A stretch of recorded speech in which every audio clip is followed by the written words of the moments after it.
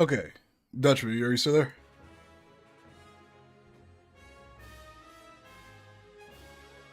Okay.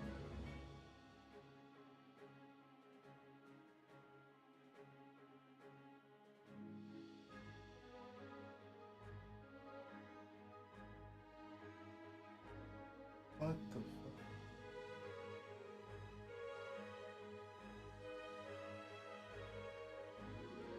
Well, let me see. Yeah, everything's broken today. I don't know what the hell is going on, but okay. Well, this is fine. Yeah, I have one of those things that you call a stream deck, and for some reason it's just broken. Everything's broken right now, but we're good to go. Okay, so Everything is broken. everything is broken. All right. Everything is broken. Listen, I live and die by that motto. All right. Everything is I've been playing broken. this game for 10 years with that motto. Everything is broken. Let's go. I should have restarted all of my PCs. I just restarted the 1 out of 2. Let's give it a go. This is good. Chat, we are back, Right on. hopefully. I don't want to make another announcement in their Discord because that's annoying to get 3 ats in a row. Is the link still valid that you posted there? No, it is not, actually. I don't think so. Okay, then post the other one. Yeah. No, you don't have to do an ad everybody again. Just post the updated one. Alrighty. This is a great start. Oh, don't worry, dude. This is my entire modding career. Somehow, got us 250,000 subs on the Steam Workshop, and the whole process has just been this: like everything breaks, try to fix it, go to other teams, ask them to try and fix the problems. Yeah, and I don't know if it's And now doing we it have for a you, whole group of but people. this entire game is like just freezing for me on my end as well. Like, are you able to launch it? Yes. I'm just kind of waiting for you to post the updated link in the announcement channel. There you go. It's there now. It should be there. All right. So we're live again? Yes. Actually, let me open the stream. There we go. Okay.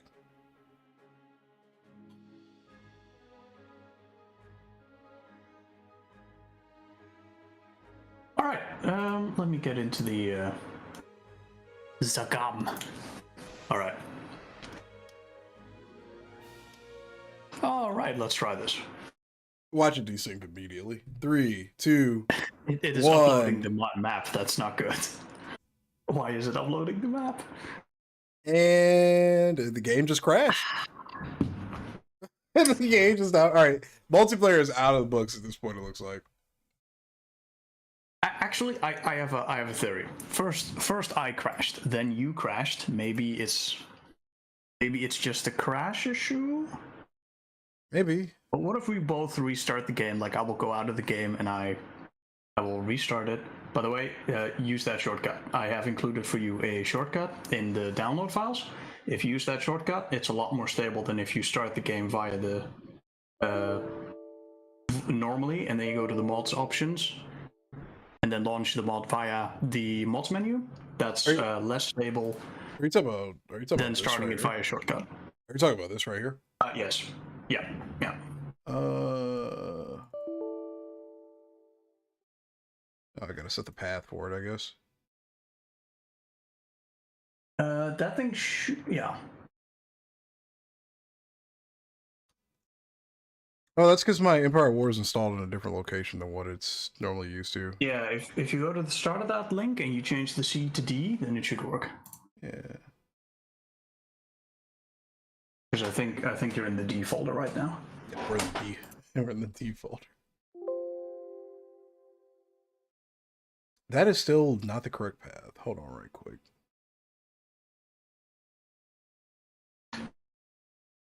This is it right here.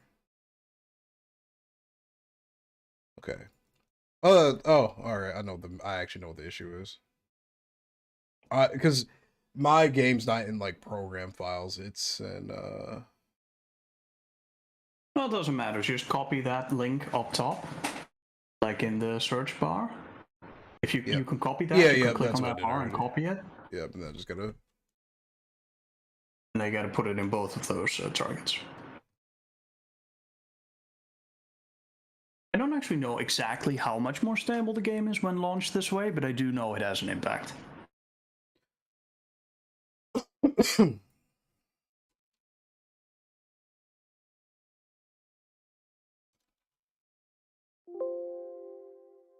Okay, yeah, this isn't working either. Hold on right quick. Okay, yeah, this isn't working. I'm just gonna launch it like... Actually, wait, let me see. Okay, if you go back to the folder which contained that link, there is a batch file there, a .bat file. You can right-click that one, and then go to Edit. And then you can see that path right there. Now, if you change that path to what you just copied, and then that should work. If you save it, and then you just launch that. Okay.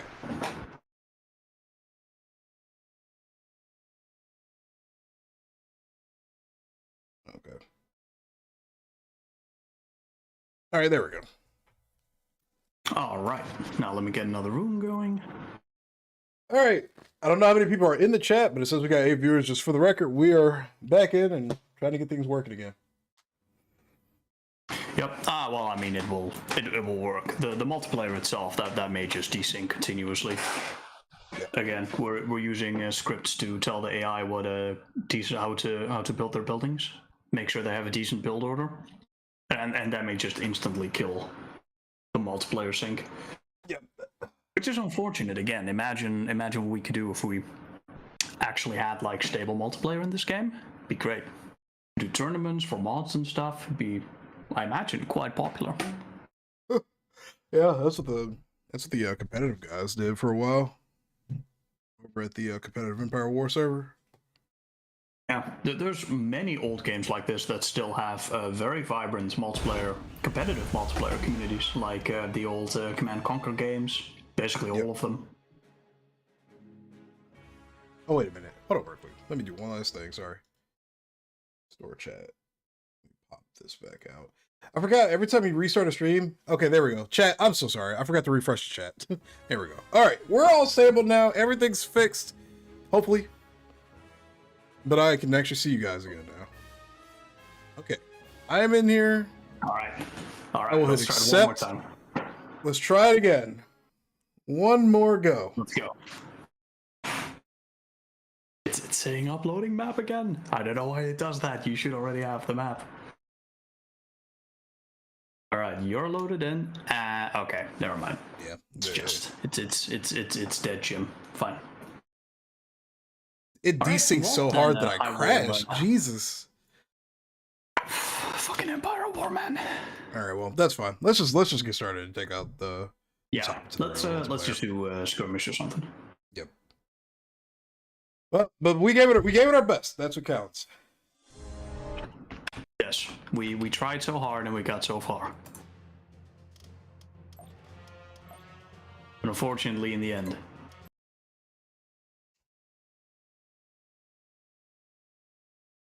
All right, so now earlier before the stream, we were talking a little bit about the stream from yesterday, some of the ground combat and space, of course. Where did we leave that off? We were kind of all over the place, really. I don't think it'll hurt if we probably just kind of... well, you did say you wanted to help. You wanted me to try like different combinations of units and stuff, so that was a starting point. Yes, definitely. So the way I kind of set up these ships, right? They generally have a specific role, like far more specific than they originally did in the mod. Like everything has been completely overhauled. I said this before, but we weren't streaming then, so I'll say it again. Basically, the space combat overhaul is a complete and massive rework of every space mechanic. We have different new armor types. We have new weapons, not just new projectile models and such, but new code to support them, new calibers of ships. We got different warheads for things like missiles and torpedoes. We have more better designed mass drivers. Like everything is new. And the way the new units are set up is basically to in an attempt to make them more unique and also a lot more useful, because there was a lot of units in the old version of the mod that just didn't really Didn't have like actual purpose. didn't really have a well-defined role. Yeah, exactly. Didn't really have a purpose. Corvettes in particular and lighter frigates were just really not that great. And they've been completely redone. They have new movement for the corvettes. They come in groups of 2. They got all sorts of multi-role abilities that should make the ships multi-purpose.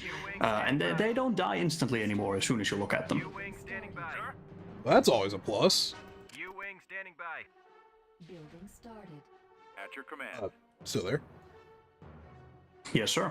Okay, got quiet. Scared me for a hot second. I'm just seeing on the Discord screen what you're building. I'm seeing we're starting with a big shipyard. That's cool. You know what you need to support a big shipyard?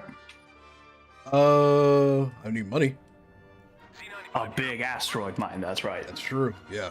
Get that money. The base is almost leveled up too. I want to level that up a little bit. So we should go for the just gigantic one.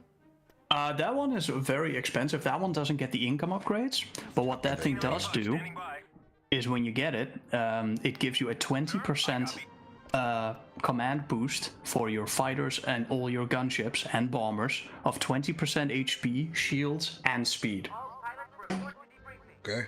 It says it in the description. I know we're all allergic to reading descriptions in Empire Hey War. now. I read descriptions. description. I'm pretty good at reading descriptions, okay? Did you? Actually, no, in all seriousness, when I was playing through it... In all seriousness, when I was playing through it yesterday, though, I did read the descriptions. There's just so much new stuff to kind of look at. Oh yeah, definitely. I try to keep them informative. Oh, so sometimes I do like writing, you know, little lengthy descriptions. That's Basically one of my giving them a guilty little pleasures. lore. Yeah, exactly. I like doing that. Building started. Yeah, we're gonna get all the money in the world that we can need. Particularly the Vengeance, I think, currently has a description which just does not fit on the screen at all. We got access to all I of need to our make that shorter. ships right here now too. Let me see. Gotta get some Corvettes going. Get a small Corvette group going. Yeah, so what's really effective here is you can scout with your CR90s. They are not just very fast, but they're also sturdy. Like they have more HP and they have more shields than other Corvettes. Yep. They have the point defense, so if they encounter a bomber squadron, they're not just instantly going to vanish. You don't need to activate the point defense, it does it all by itself. I think that's one And of it also my has the favorite sensor changes ping. too. That's gonna be my favorite changes. You don't have to activate like point defenses and stuff. You just do it. It just does it for you. Yeah, exactly. Hey, the Nebulon B also has that same ability. Nebulon B also has the point defense. Nebulon B is actually a really good unit now. It has the point defense, it has the repair drone still, it has some anti-fighter capability, but it also has a medium turbo laser, which is pretty decent against frigates. Okay. Like it's a legit escort frigate now. You can Yeah, you like can what it use was it to designed to escort be, your pretty much. NZ-80s or destroyers. Yeah, exactly. I love the music of this so much right now. It's very, very well Laser done. Master did an amazing job. Absolutely. We recently got a few of the. Now, by the way, V-wings are pretty small, so they Yep. can be pretty hard to hit. So they may not die like in one pass. And everything in the mod basically right now is also designed that if you encounter a ship or a unit that counters it, like those V-wings encounter that Nebulon B, they're not just instantly going to vanish. They're not just going to disappear. Oh, look, that's the new warlord that I just What is added this new- today. Yeah, the new Warlord gunship or patrol ship, rather. Okay, yeah, it doesn't have the icon, whatever. It has an icon on my end, but I forgot to send over the command bar file. That's fine. It's not a It looks problem. cool though. It looks really cool. Wait, It what kind of does. weapons It has, is this? it has. Oh, it should say it right there. Yeah, heavy lasers and whatnot. Yeah, heavy lasers are anti-starfighter weaponry. Gotcha. All right. Well, in that case, Z95s. Try to avoid that for a hot second. It's definitely a good idea. It has all of its firepower in the front, like that little hammerhead shape. All Yep. of the lasers are pointing forward, and it cannot fire backwards. It has a dead spot there, but it is very good in head-on engagements. Like a CR90 has laser cannons on each side, for example, so it's got kind of spread out firepower. Yeah. But the Warlord has all of its weapons in the front, so you can actually chase units down very effectively. We got a delivery to make.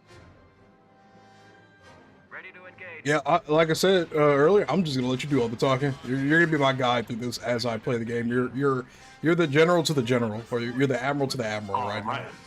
All right. Let's do this. All right. What I want you to do is I want you to group those two Nebulon Bs. Okay. All right, and then pick one of those CR90s. All right, just one. All right, yeah, just one, and then that's going to be your new task force. And I want you to send that task force to the north, to that build pad right there. Right here. Yeah, and that should be a solid task force that should complete the mission. If you're going to run into an enemy, you may want to build a Alliance Assault Frigate. And then when you have that Alliance Assault Frigate, perfect, that's a dedicated destroyer. Destroyers are good against frigates and corvettes. And then when you get that, when your units arrive there, those 3 units that you're sending over right now, these units are going to be excellent escorts for that assault frigate. So you can drop that assault frigate right in that group, group it into that group of units, and it will be a very effective task force. Okay. Seems Like you simple can enough. engage those TIE bombers with your Nebulon B if you like. Let's go for it. Let's see. We got plenty of them to work with Well, here. no need, they're coming right at you. Perfect, and now the repair field of the Nebulon B is gonna sustain the CR90s. It's a lot of TIE bombers though. Yes, there are 24 TIE bombers in the squadron. They are Jesus, cheap to that's a lot produce, of TIE and so the bombers. Empire gets a lot more of them. Receiving message. That makes sense. I guess we should probably get the rest of our money going as well. Actually, you know, be careful with that money, you know. Big ships are expensive. Yeah. Alright, very Hey, well. yeah, Now you yeah, can they're pop that putting assault in- frigate in. And these healing fields last for a very long time too. Make sure we're good. Oh my God, they built a Golan over here. Corvette acknowledged. Okay, do not approach that. Yeah. Course plotted. I mean, you can try, but those U-wings are not going to do anything. Right. Yep. And I guess we could keep Right, heading so now you towards can go north this. and capture that build pot. Very good. You can capture them with Corvettes, huh? Corvette stands ready. Yes. Okay.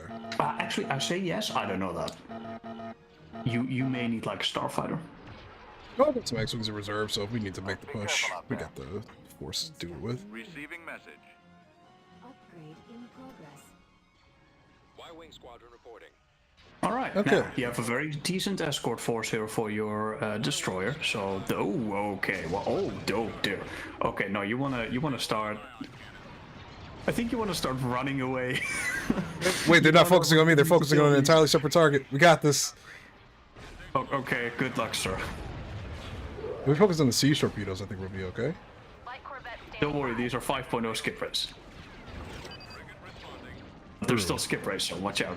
Please put the CR90s on the skip race. Don't put the CR90s on the. Got it. Don't worry, they're going after them. Oh, they got a little base here now too. Okay, now don't worry. As I said earlier, due to projectile fuckery, these missiles don't actually track targets. Okay. Yeah, we'll just take out the heavier weaponry on them too. I should have probably put some those are the- satellite defenses over there. Yeah, the satellites are pretty good. Oh. Okay, so that was an mag pulse missile. Yeah. Those pink ones are mag pulse missiles, and that means that Nebulon B is completely disabled. Like, it is not going to be running away. It is not going to be firing. You may want to deploy that second heal field. Yep, I was waiting for it to fully recharge. Let's pop this. Did you have some of those Y wings? If you pop those in there. Oh yeah, no, I was just trying to stick to. I was trying to stick to the given task force. But I guess the situation has changed a little bit, so let's Yeah, definitely. You man. want those. Y-Wing Squadron reporting. Starting my run. Engine activated. Okay. Target at maximum firepower. Corvette Right stands with you, ready. Red 3. It's holding it together. It's holding it together very nicely Standing by. over there. Break right. I don't think those missiles actually did any damage. That's interesting. I fired a whole missile barrage at that ship, and it didn't do a damn I saw it thing. decreasing a little bit. Let me build something up for down here really quick. Let me build a couple of bombers to We're opening the help out with that Unit in Why don't you try out the new N1 squadron? Sure. Versus the Vengeance down here? Vehicle. To Yeah, eating our mining I facility? mean, why not? Fair. Okay. Yeah, You we're gonna. definitely do want some regular bombers as well. Yeah, we're gonna want a couple of things down there. But Yeah. okay, so we disabled the heavy N1s are weapons. not bad, though. We disabled the heavy weapons with this. General Kenobi. Most of them. Hey, Playmaker. Hey, Casper. This is. Hey guys. What's up, boys? I see Cross in chat. This is a good time. Look at all those All missiles. right. The Holy Vengeance cow. completely lacks any and all defense against starfighters or corvettes. It is completely useless against Ready to run the blockade, sir. bombers and corvettes. So it's always a good counter. So for example, the Y-Wings are going to do very well. You also don't need to have like 15 bomber squadrons targeting a unit down anymore. Oh, okay. Individual squadrons will now do a lot better because there's so many more of them in a squadron. Okay. And we'll call these N1s up here while we're at it. Just try them out. Your orders, Bravo leader. Sure, those are also very good scouts. You could probably engage the Avengers with the N1s. The N1s also contain bombers, by the way. It's a mixed squadron of interceptors and bombers. N1 standing by. Oh, okay, yeah, the N1 star There's the bomber. bombers. Yeah. Oh, there they go. Target Light locked. Corvette standing by. Very good. There we go. Go ahead and take the station out while we're up here. Turbo laser cannons online. Yeah, it definitely seems like you can micromanage a lot more. What did you miss? Let me catch up with chat really quick. Be careful out there. We tried attempting a couple of different multiplayer matches. Didn't work out. Where's the trouble? Send me on my way. I'm gonna a couple of satellites here. Just a little variety. Definitely. Don't forget the missile launchers. They're very good. They're not just good at killing ships, but they're good at disabling ships because they have those mag pulse missiles.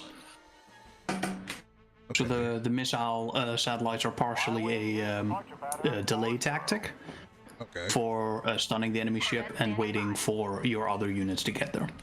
copy that. Okay. Got their attention. I guess we don't really need these Yeah, out so here you yet. probably don't need this many U-wings in this area. You can probably split off like Delivery to make. Yeah, let's 3 send a of these couple. 5 U-wings and just engage S-foils and just send them around the map, scouting. Okay. We don't know what's going on the map right now. Okay. Okay. Wait. Let me answer a couple of questions in chat. All right, guys. Yeah. So we're testing. I'm letting Jerome guide me kind of through like the play philosophy, I guess you could call it, of how everything kind of works fundamentally. So he's just kind of being my voice, guiding me through everything. And we intended to do some multiplayer matches earlier, didn't work, and now we're just kind of playing through things. Empire War. Yep. Empire Wars, Empire Warring. Frequency A couple of patches Very were true. administered to help with some of the crashes that occurred yesterday. And the Nebula MB got its proper texture, which actually looks really cool. It looks really, really cool. Yeah, thanks to Vinny for rigging that up for us. It's This the, looks I think it's the phenomenal. model from Squadrons? No, wait, this is a Karak's model. I'm sorry. This Karak you may know from building the Hutt fleet. Yep. He built this model and a couple others as well. It's very, very nice. It Happy to looks have it. phenomenal. It really, really does, man. Alright. Cannons online. So now your Nebulon Bees need to go target those TIE bombers there. Very good. And then the destroyer can keep working on that hideout. Now the hideout is one of these unique structures, one of the unique faction structures. Every faction has one. You have the asteroid base with the combat bonus for the fighters and the slight income boost. Okay. And the underworld gets a hideout, which gets no defenses. It does get a lot of armor, however, and a lot of HP, and it gets them a lot of extra income. It's purely an economic structure. The station for the Empire is the Golden, which gives you no income and no combat bonus, but it does provide a very It's a Golden. powerful defensive station. It's a Golden, exactly. Yeah. Let's get some of the upgrades going to where we're at it here. Right, the upgrades are good, and what you should totally do when you get that build spot right there is you should build a asteroid base, and then you should build a bunch of B-wings, put them in lock S-foil mode, and then just buzz around the map with them. targeting. Put them in lock S4 mode, you said? Form up. Yes, the B-wings. Awaiting order. We have These Y-Wings are getting annihilated. Yes, they don't want to be there. The Nebulon Bs, they do want to be there. And the CR90, because the CR90 is such a little ship. But you know what's an even bigger ship? The DP20. Because the DP20 is basically as fast as the CR90. It has a lot less HP, which is unfortunate, but it does have these very annoying missile launchers. Now, missiles no longer go through shields, but the fact that they track targets is exceptionally effective against corvettes and the like. So those warlords really would have a problem, even with their point defense, because they can't shoot that point defense fast enough to overpower the DP20's missiles. Makes sense. Okay, so we have control of this spot over here. We'll wait till we clear these TIE bombers first so they don't accidentally blow it up all the way. That's a very good idea. I was about to hand you that pro tip, like, kill those first, because they will snipe that. They gotta wait for it to respawn, and that's a bad time. Right. How am I liking the squadron-style corvettes? I think they look infinitely better compared to pretty much anything else. Like, it looks so cool. It's so cool watching them just fly around. But I feel like they also fundamentally work a little bit better in duos as well. Alright, so are we calling in any additional units for now, or we're just sticking with this task force? No, you should be absolutely fine. You have bombers, you have fighters, you have the CR90s, and you have the escort frigates, right? You have the Nebulon Bs, which are just so solid. Yep. And again, the unit design has been set up so that if you do encounter like a big stompy enemy unit that you cannot beat with this force, you have the time to get out of there, right? Like you're gonna take some shield damage, maybe you take some hull damage, but you're not just gonna instantly die in like one go. No, exactly. Yeah. You have the time to react. This was partially inspired by playing a lot of Total War, ironically. We were talking about that earlier. Yeah, we were talking about Total War earlier. Yeah. I think it ate up one of the satellites, but whatever. In Total War, you know when you notice you have a bad engagement, you have time to pull the unit away and move something else in. You also have that now here, so you can safely move your units away and maybe overextend them a little.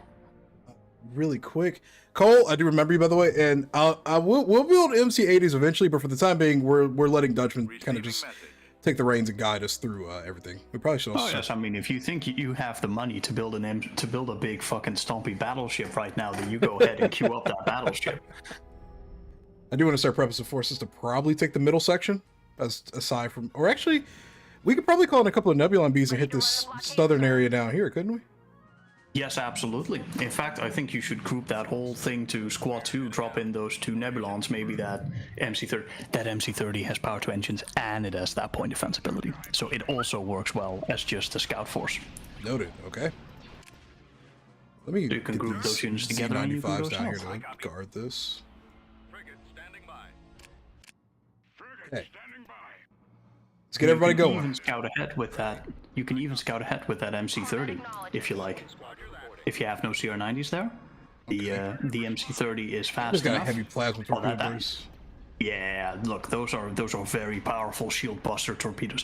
I don't know why the fuck that tooltip doesn't work. I'm gonna find out why that tooltip doesn't work right now.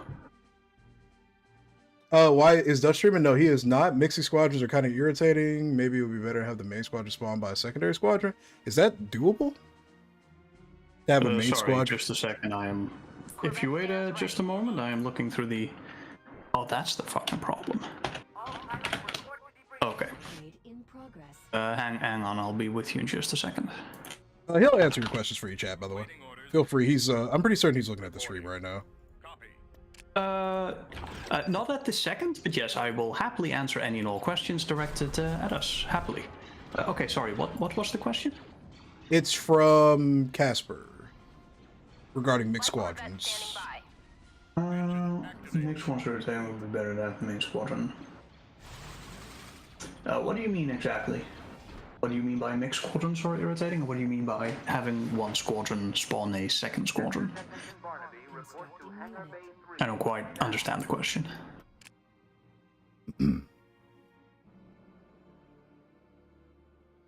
No, Dutch is not streaming. We're just a guest on Jay's stream today. Just a guest on Jay the Gamer today, lads. That be how it be. Oh my god, they actually were... Okay, right, yeah, so that's a starbase. We should probably not engage. If you're...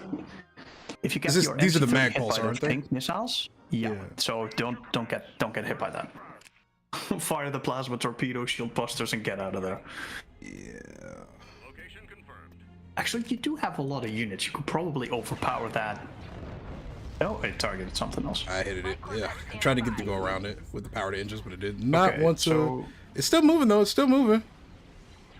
this is that Empire Warpack where if you don't hit a move command, it will not slow down. Very annoying. Yes, sir. Moving to coordinates. We crushed them. Okay, I think we're good though. We should be able to get away from this. Frigate here. Okay, very good. Yeah, I think you can take that. You could take the satellite. That's not the problem, but you know, the satellite is right next to the starbase, so you're gonna lose the units. And oh no, get your Nebulon Bs right next to your destroyer. Yep, they're moving in. Your They're poor already destroyer moving in. doesn't have any. Get that. Moving destroyer. in. They're You know, moving destroyers in. are pretty fast, right? Oh, Destroyers Jesus are pretty Christ! well. These things do not mess around. No, it was fast, and then its shields got, or sorry, its engines got blown out. Now it's not so fast. No, I'm talking about the TIE bombers. Like these things move quick. Like they're very powerful. Again, there's 24 per squadron, so it makes sense. But you know, Where's the trouble? Accelerating to attack speed. let's see. Ready for action. Well, let's see what would be fun to do. I think if you build like maybe 5 B-wings, you can have some real fun with those if you put those in the Lock S foils mode and you have that asteroid base. You can just zoom around the map because they're very quick. Okay. Frigate reporting. If you can start moving your North task force with the assault frigate, or assault destroyer really, if you can start moving that to the east, then you can go attack that. Oh, build this plot one right up there. here. Yeah. Proceeding to coordinates. Station is under attack. Let's get Remember, everybody you up can here. also just scout with a single CR90, or you can even scout with the MC-30. That also works. C95 The here. MC-30 is fast enough, and the power to engines lasts for a pretty long time.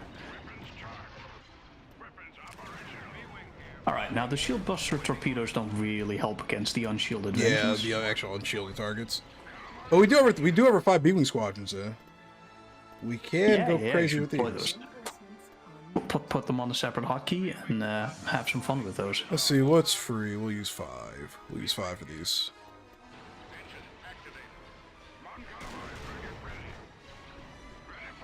I don't think our odds are bad. There come the...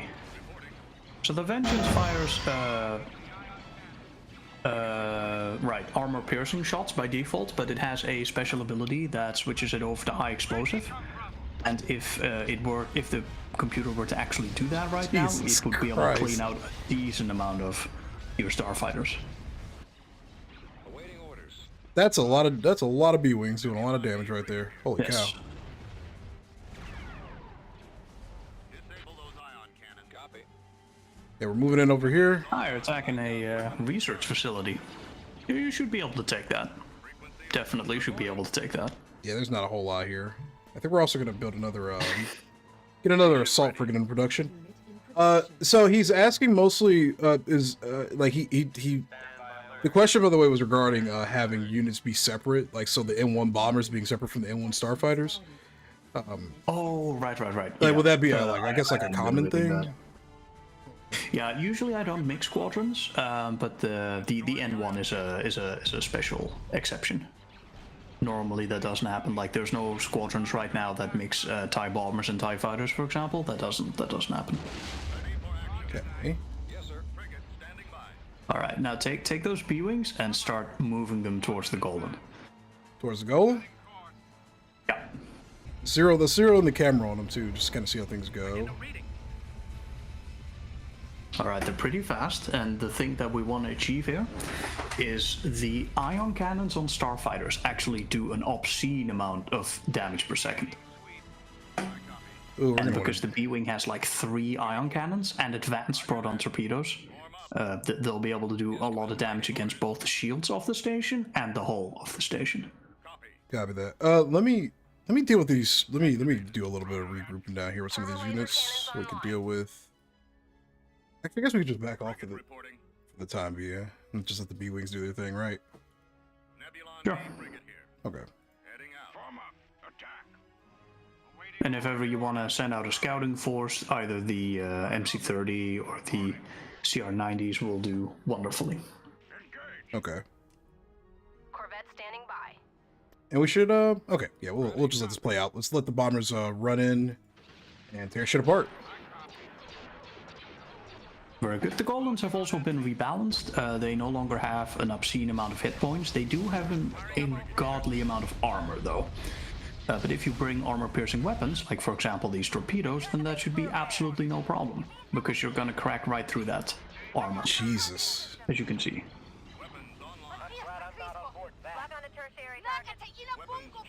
Do you send support ships at all? Leave it be. Your support ships will get eaten up by those, by that those golem, torpedoes because first won't, it's gonna yeah. get hit by those heavy mag pulse missile launchers, like you see those mag pulses fire Yep. from the golem. Those will disable the ships, and then the turbo lasers will eat them apart. Y-wing standing by. We got this area cleared up here, which is pretty nice. Let's see. All right. Yeah, I have enough money for a MC80. It looks like there's a lot less of a focus on just having a plethora of ships and more on like the minor, like the micromanagement side. That's what I'm really noticing, you know. Like Yes, that's very true. That's exactly what I was aiming for. Now you can still, just clump up a whole shit ton of units. That will still be effective. If you have 10 ships and they have 1, odds are you're gonna win. Oh, by the way, the PT-1 fire sonic rockets. sonic now. charges. Yes. Light Corvette standing Those have been rebalanced, and they're a good time, especially with the slam engines and especially with the plus 20% speed from that asteroid base. Noted. Okay. Well, we'll You let can them go imagine crazy. how good that goes.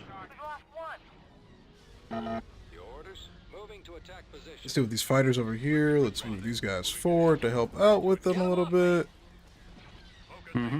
Nah, you should be absolutely fine here. Your fighters should be able to take that. There we Yeah, got the exactly. cannon fields Deploy out some of too, those so- repair drones, and you should be fine. Wow, these B-wings did a lot of damage. Jesus. Yeah, and that is with the... I wouldn't take them off the S-foils, because then the Avengers and the TIE Fighters are going to catch up with them more easily. Yep. Ironically, unlocking the S-foils gives them obviously their default amount of firepower. But right now it is the speed that is saving their lives, so... TIE defenders are over here. So how much more powerful are TIE defenders in this go around? Roger that. Well, TIE Defenders are pretty good. What can I say? TIE Defenders are expensive, but they are very solid units. Some of the most powerful Corvette standing in existence. But, you are the rebels, so you have, like, all of your starfighters are pretty good. Right. And one squadron of TIE Defenders is not going to save the Empire, I'm afraid. It's not true to the lore. TIE defender is the best thing in the galaxy. Standing by. There's a victory star destroyer. I don't know if it's the best thing in the galaxy right now. We definitely have some extremely strong starfighters and super high tier gunships as well. The Underworld, ironically, has some of the best gunships in the mod right now. The Crate battleship, or sorry, the Crate gunship and the Super Fighter are incredible units. Give me 1 second. Let me turn off Twitch alerts, because for some reason my Twitch alerts are coming through. That just scared the absolute shit out of me. Oh dear. Station ready. Sir, I have a plan. Deploy your battleship. Oh, well, maybe not. It has no shields. Are the mag pulse missiles gone? Yes. Okay. Deploy missiles your are gone, but we do have a battleship and victory star start destroyer sieging that over here. station. That's true, but it's only one of them. By If itself? you Just deploy by itself? Deployed by itself, and then group those two Nebulon Bs from that group right there. Group that in with the MC-80. Keep them around there, and just let the battleship do its job. Battleship's job is put a lot of anti-ship firepower out there. Okay. Let's see. Now your Nebulon Bs are gonna screen the bombers that might approach your ship, and the idea is that the ship itself will be able to take out the severely weakened Golem, especially now that its mag pulse launchers are out. Okay.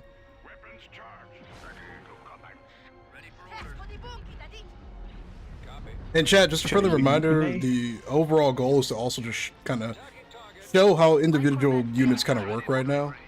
Like we could obviously attack with this full force if we really wanted to, but it's mostly to show off the power differences, like how certain things work, how certain things feel. That's the goal. Just so you guys know. Definitely, definitely. Try putting in one of those PTs. Those PT Oh yeah, ones. yeah. Let's Try let's get finding a. like a. We get the K-wings. We can build K-wings now too. Man, K-wings are not what they used to be. Let me tell you. Are they really? No. They're very good, but they're not the be-all end-all of combat. You know, building like 3 Y-wing squadrons will do more damage than 1 K-wing squadron. Interesting. Okay. Is that just to keep them from being literally just absurd? Ooh. Yeah, there they go. Sonic. Yeah, the Sonic missiles, charges, whatever you want to call them. Yeah. Yeah. That didn't instantly kill the gunships because those are shuttles. You know, they're gunships. They didn't instantly kill them, but they did a lot of damage. Can we see Akbar in action? I don't think Akbar's in the skirmish version right now. Not all the units are completely finished for this, for the record. Oh, dude, this is like a quarter of the unit roster that it should be. Now we're gonna have more limited unit rosters, especially in the first release, because I can't get everything reworked to this extent. I didn't mean for these fighters to go up ahead like that. Wow, you're right. This thing is doing some serious damage to this go away. Yeah, dude.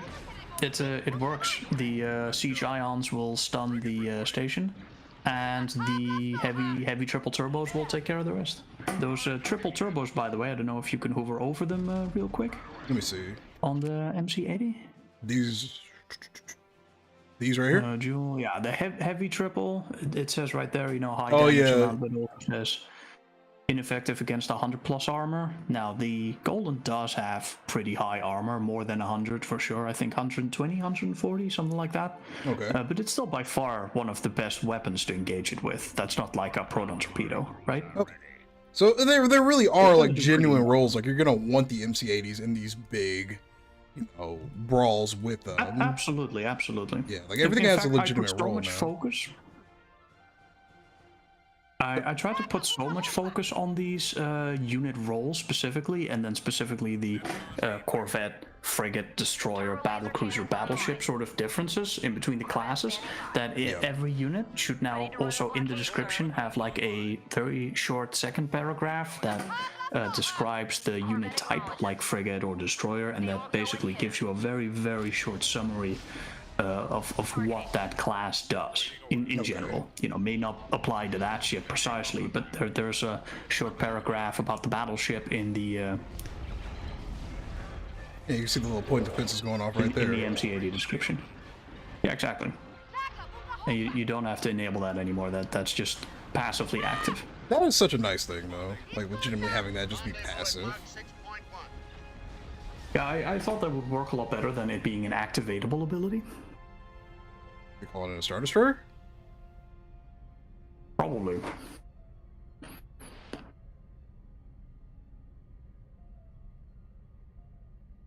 Yeah, it's gotta be like 1 or 2 Star Destroyers, maybe. There is still the issue of the crash, the crash to desktop issue. Somewhere within the space combat hides a crash to desktop issue, and I have been hunting it down for weeks, and I have not been able to find it. Okay. It's very, very frustrating. I am still working on that, though. Yeah. This is a pretty intense freeze happening right now.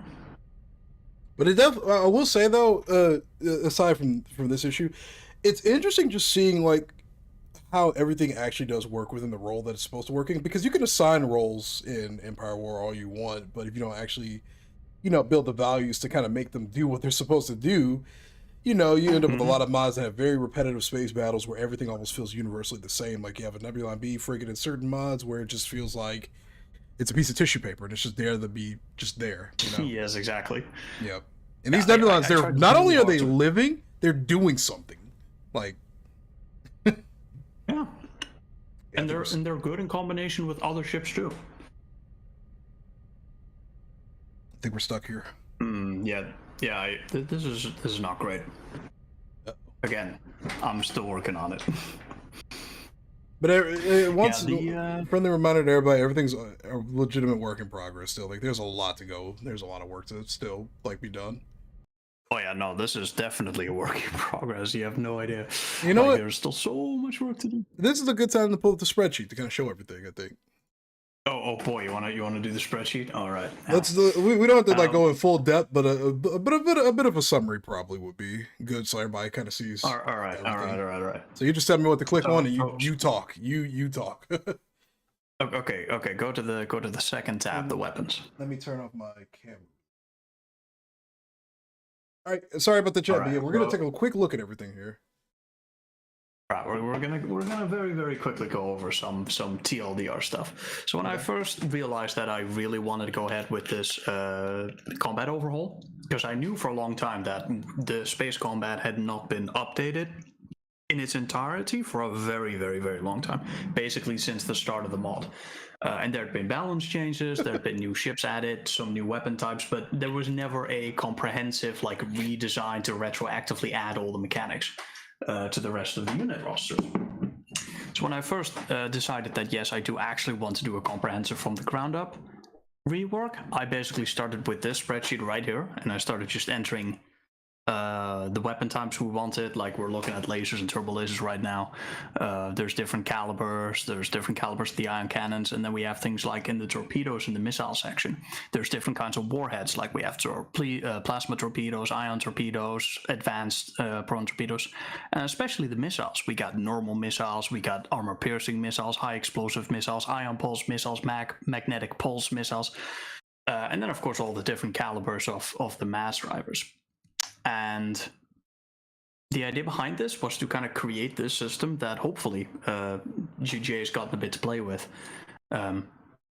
and hopefully experienced as relatively diverse, and to allow for the kind of gameplay where you have Nebulon B that doesn't just instantly die when you look at it the wrong way, but also that it actually has like a purpose, like it does something. Its weapons and its abilities, they can make it useful, even if, you know, it's not going to be that good against a Star Destroyer. But the idea was to create a gameplay system where just spamming Star Destroyers is just not really going to work, because you can bring in those B-Wings, and just like with that Golan, it's going to be a very bad time. So you want some IPVs or maybe some Gladiators. By the way, if you want to try maybe the Empire or the Underworld. Yeah, we'll do Underworld, because we didn't do Underworld last time. We'll do Underworld this go. Mm-hmm. Was there anything specific else that you wanted to look through with this really quick, or was that No. I mean, not particularly. Look, I can literally talk about this spreadsheet for 10 hours, but let's not do that. Yeah. Let's not do that. Do we want to discuss any of what the other tabs are or anything, or just let's do a little brief summary maybe of the third one. Fine, let's do the third tab. This one here? Third tab is the best. This is the comprehensive list of all of the starfighters currently in the mod, their HP values, their shield recharge, all their weapons, their agility, thrust, rate of turn, abilities, cost, population cap, cost per starfighter. That's important for the attrition. You know, when you destroy a garrison starfighter, you have to pay a little bit of attrition. That's in there too. And you know, this little overview. That's new rosters, little cut down. You know, this is all just to give me a little bit of overview to make sure that I can keep things balanced and keep things working as intended. And that's that. That's a lot. I mainly want to show this off just so people kind of get a grasp of how much work really truly goes into this, you know, so when you know, people instantly want like certain things specifically changed, they understand like there's a system to all of this. There's a very in-depth system to a lot of this kind of stuff. And I think that's one of the things which is a product of game development as a whole, but that's one of the kind of things that's kind of taken for granted in my opinion, you know. People see the visuals, absolutely, and people see like the visuals and they just think, you know, this looks incredible, but they don't. There are a lot of people that don't think about how much work goes into the like deep stuff like this, you know. So absolutely, and I have to be honest, half of my fun in modding is just setting up systems like this. Like I love designing this sort of shit. This is my thing, and this game allows me to do that in a very you know, the game itself surely has issues, and it is unfortunate we don't have stable multiplayer. And you know, you can bitch about Empire War all day, and I frequently do on my live stream. But this game does create a very sort of rich environment on which to just let loose any kind of creativity that you have. And I tried over time to bring together a group of people that also likes to do that. And I like to think that the Remake team right now, use the shortcut. Use the I had issues with the shortcut Delay. last time. I think. Or no. Okay, well, I guess it did. I did freeze last time, so you know, whatever. I'm not taking a But chance, yeah, but I'll we definitely use the currently have shortcut a for the team. future.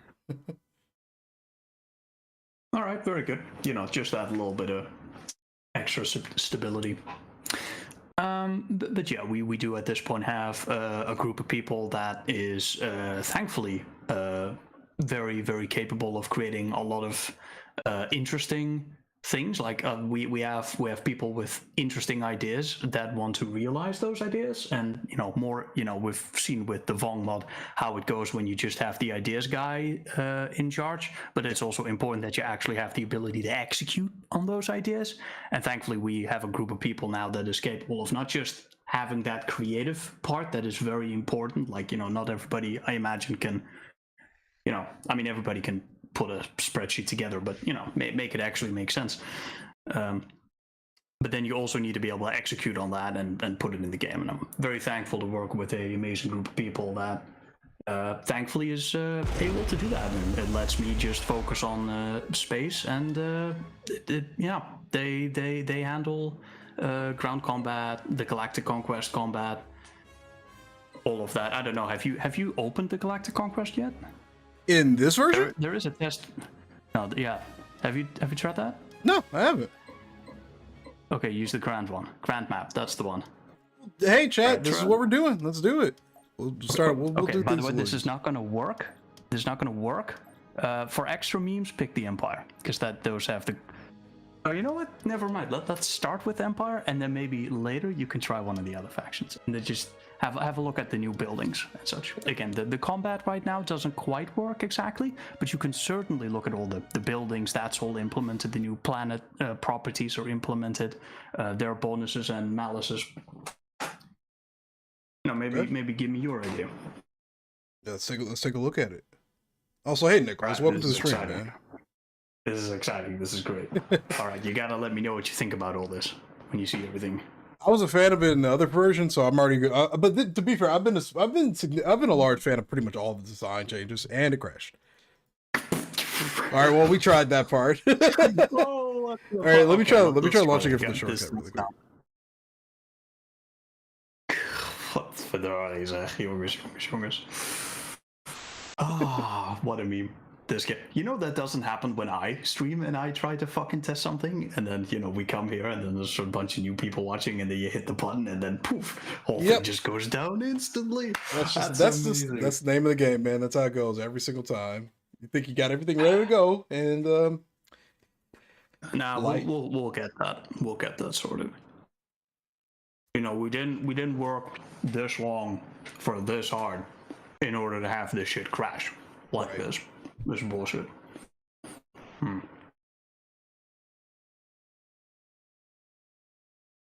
Also, I want you to know, by the way, Galactic Conquest.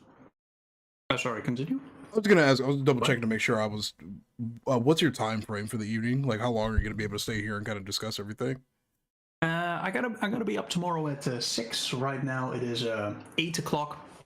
I'm more concerned rather than my sleep with the fact that my father is trying to sleep, and that has in the past caused some issues when I am too loud. So I'm really trying to keep it down. Grand map. I don't mind being here for another hour or so if you'll have me for another hour. Of course, yeah. That's why I asked. Because again, getting this like in-depth look at everything is way more fun to me than just like kind of just jumping into it. Empire first. They did crash, so are we sure? Yes. Okay, this should 100% work. I think that was a freak accident. If that's not a freak accident, then I'm gonna message MWI right now because this worked yesterday. MWI did do a significant amount of bug fixing just today. To be honest, MWI has been going really, really crazy on the Galactic Conquest. Initially, the Galactic Conquest version we have been trying to update for a very long time. There's far more complex mechanics we would like to implement, but we couldn't for 4.0 because... Okay.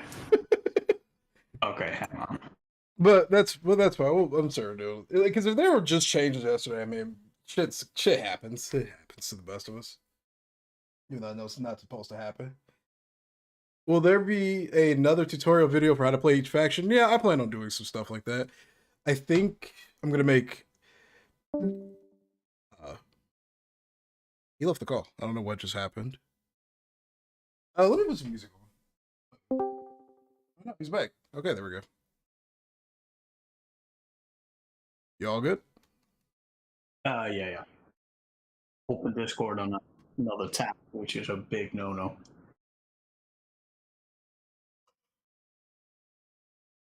Yeah, there will be another tutorial though. Once I'm gonna have to play around for sure, just to kind of get a feel for everything. Like once the full version or the next like, like playable like public version so to speak is out.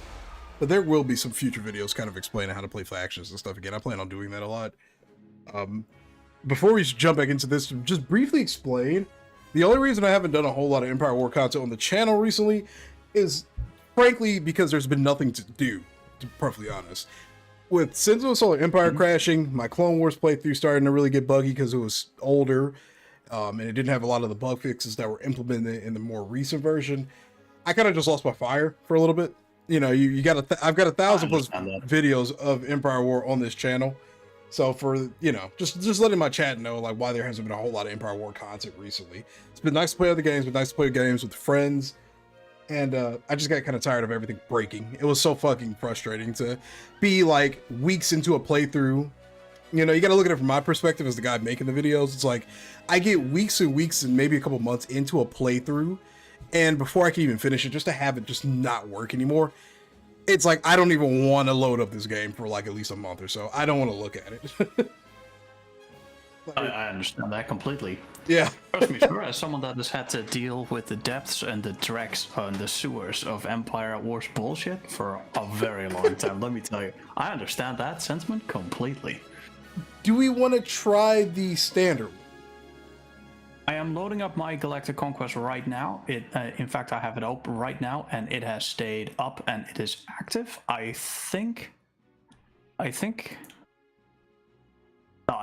basically just loaded it up without a single fucking crash. Let me think for a second what might have happened that you're missing. Because I sent you the version that was... literally yesterday I zipped up the mod, and then I sent you the package, and today it's already outdated. Now, I sent you the new code and the new script and a bunch of new shit. Would you mind doing one like very quick file transfer? Because there's only one thing that's seriously changed, and that is the .mec files. That will be what causes this crash. It is a zip file of 7 megabytes. That's it. Yeah. If you just replace that, then this should work. Okay, I really want you to have a look at the Galactic Conquest, and I would love to get your first impressions. Okay, yeah, let's do it. Okay. What do you mean files? Oh fuck, that's actually a lot bigger. Okay, hang on. Totally understandable. Yeah. Hold on. While you send that to me, I'm mute my microphone really quick. Okay. Okay. Yeah, that's just the main reason why I haven't been playing a whole lot. It's like, Sins of Solar Empire was crashing a ton, and I was really, really enjoying that playthrough. And Empire War has a lot of issues with crashing from time to time. You muted his mic? Yeah, I muted my mic. Oh, okay. Yeah, I was saying, I'm gonna talk to my chat really quick. Give me 1 second, okay? While you send me that. Yeah, no problem. No problem. Here, if you just download this and put it in place.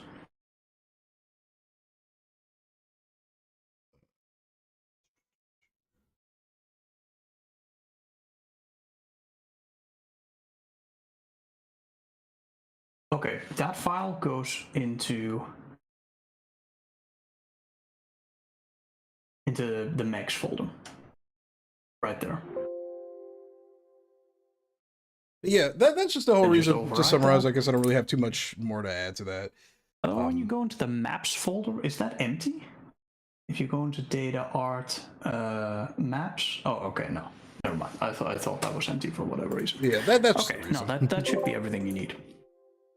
All right, let's get it rolling. Let's see if we can make it work this time. But yeah, that's just the reason. That's my reasoning, pretty much. That's the only reason why I haven't done a lot of Empire War. To Galactic Conquest. Equally for ground and for space, Galactic Conquest has been undergoing a lot of these Reworks changes that we've been looking redesigns. to, reworks, redesigns. We have wanted for a long time to implement more more in-depth mechanics, things like missions and the way that factions work. A lot of that is still on the drawing board and not implemented, but some of the more structural changes have now been made, which is that we have new planet properties that will change how, for example, how much building costs. If you're trying to lease a bunch of land on Coruscant and you're trying to slap a gigantic Imperial war factory on the planet, it's going to cost you a lot of credits because, owning ground on Coruscant is very expensive. Right. It's going to be an expensive endeavor. Yes, exactly. But, Coruscant also has a very high population, so it gets you a lot more taxes. It makes you more money than other planets. And just like that, there's a couple more changes, but we'll see how this goes. Hopefully, this launches with no problems. Here we go. That's why I use TeamSpeak has less delay. Oh yeah. I've considered using TeamSpeak for a variety of different reasons. The delay is one of them. Okay. Still crashes? I think it's no, everything's loading in. A while to load in. It's loading in. It is loading. Capacity reached. Unable to build. Okay, now pause that bad boy and have a good look around. Zoom into some stuff and look. Okay, let's take a And I would quick little love to glance get- around this galaxy. I'm gonna stop talking. Okay, yeah. Let's see. Well, I'm noticing right off the rip there are a lot more pirate factions right out everywhere. Wait. Population, resources, medium. I think the population is new. Let's zoom in on Coruscant. Let's take a look at Coruscant. Why don't you try to build a ground structure on Coruscant? Ooh, okay. Oh, so there's a supply base. The supply base is used to improve the supply of buildings on the planet. It consists of landing platforms, warehouses, and logistics. It ensures that ground buildings can be built faster and cheaper. We got a military outpost. It enables the construction of advanced buildings. We've got an intelligence center, reveals minor characters and agents on this planet, reveals ground activities on nearby systems, enables recruitment of agents. We've got an Imperial Academy. It enables the recruitment of stormtroopers. So you have a bunch of different what the hell is this? The Imperial Palace. As the Empire expands its borders, so those not yet under Imperial control, the Imperial Palace adds... That's a lot of income that it generates. Okay, so you have different... yes. some of these are different, like, upgrade versions for some of the existing buildings here already. Like, Do you also see how expensive these buildings are? yeah, that was the first thing I noticed. The fucking red text of 10,000 credits for one structure. But you have something that makes them cheaper, so that makes sense. Yeah, it's like having Now, it's like having a system. enable the income settings and all that for a sec if you zoom out to the Galactic Conquest, so you can see the income and such on the planets. Okay, now you can see some of the differences here between the planets, and if you press over Coruscant again and then hover over the income for the planet specifically, you can see the breakdown of the costs. Oh yeah. Wait, couldn't you always do this? I thought. Yeah, you could always do this, but it's the value specifically that is the meme right now. Quad is another fun one if you head over to Public Quad order. for just a sec. Is public order the summation of all this, or am I? No, that's a separate income altogether. I just realized. Yeah, there are no more companies or regiments. That's also a thing that people are noticing as well. Is that everything's been pretty much separated again into individual units. So the regiment system is gone completely, right? Yes. Well, not exactly. There's still, I think, some regiments right now. Okay, so wait, we got more buildings over here on the Empress special Theta. buildings. What do we have over here? Okay, we got a military base. We've got a military research facility. It enables the research of military, specifically military ground technology. Is there a separate one for like civilian tech, or is that just So far, the technology has not yet been implemented, but we do have very extensive plans for that. Try hitting an axis for a sec. An axis? Ooh. Yeah. Wow, everything's cheaper. What's happening here? Oh, it's an axis, sir. This is not Coruscant. You don't have to pay like a fortune for a square meter of land. You can buy a whole lot of land and put some stuff there. Okay. That's cheaper. So Which also just makes it suitable for things like farms. Okay, so just so I can get a better understanding of how it's going to showcase, like, when you're actually looking over a planet, will it explain it in the descriptions, like, how each of these, like, individual planets are going to work, basically? Or is it just something The way the planets work... The way the planets work is a function of all of their properties. You can see their climate, you can see terrain. Yep. Yes, that does spell Yep. sad. I still find that funny. Was it Yeah. yesterday that noticed that? I was like, hell yeah. That's good. Keep that. But yeah, we got climate, we got terrain, population, and resources. And depending on these values, you're going to get a very, very, very different kind of experience. Right, For example, in Nexus, you can build all these other buildings that are not viable on Coruscant, like agricultural communities. These are actually upgrade trees, by the way. You know, you start with the one little plus building and then buttons you right can here. further. Yeah, other buildings unlock. Like we have a what do we have there? A farming facility. But then we can build.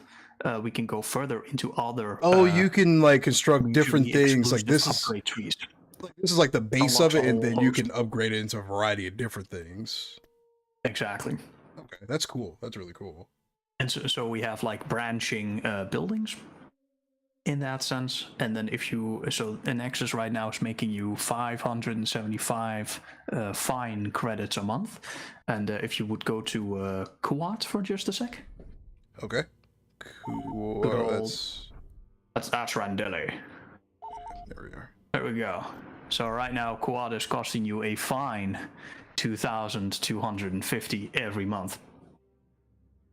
And Axis is sad. But yeah, okay, so and if we wanted to adjust that, we've got different structures that can kind of well, like, yeah, it'll make a difference. But I like the fact that in the, like, certain planet types do decrease the amount that buildings cost, and if you want to make them even cheaper, you can go with the supply base. That's really fucking cool. We haven't even gotten to the crazy shit. Sir, hover over the income breakdown of Kuat for a sec. Like, zoom in on the planet and go to the income breakdown. Oh, so okay, so we got a lot of space structure upkeeps too. So this right here. Exactly. As you can see, having shipyards, as it turns out, is very, very expensive. That makes sense. It's a shipyard.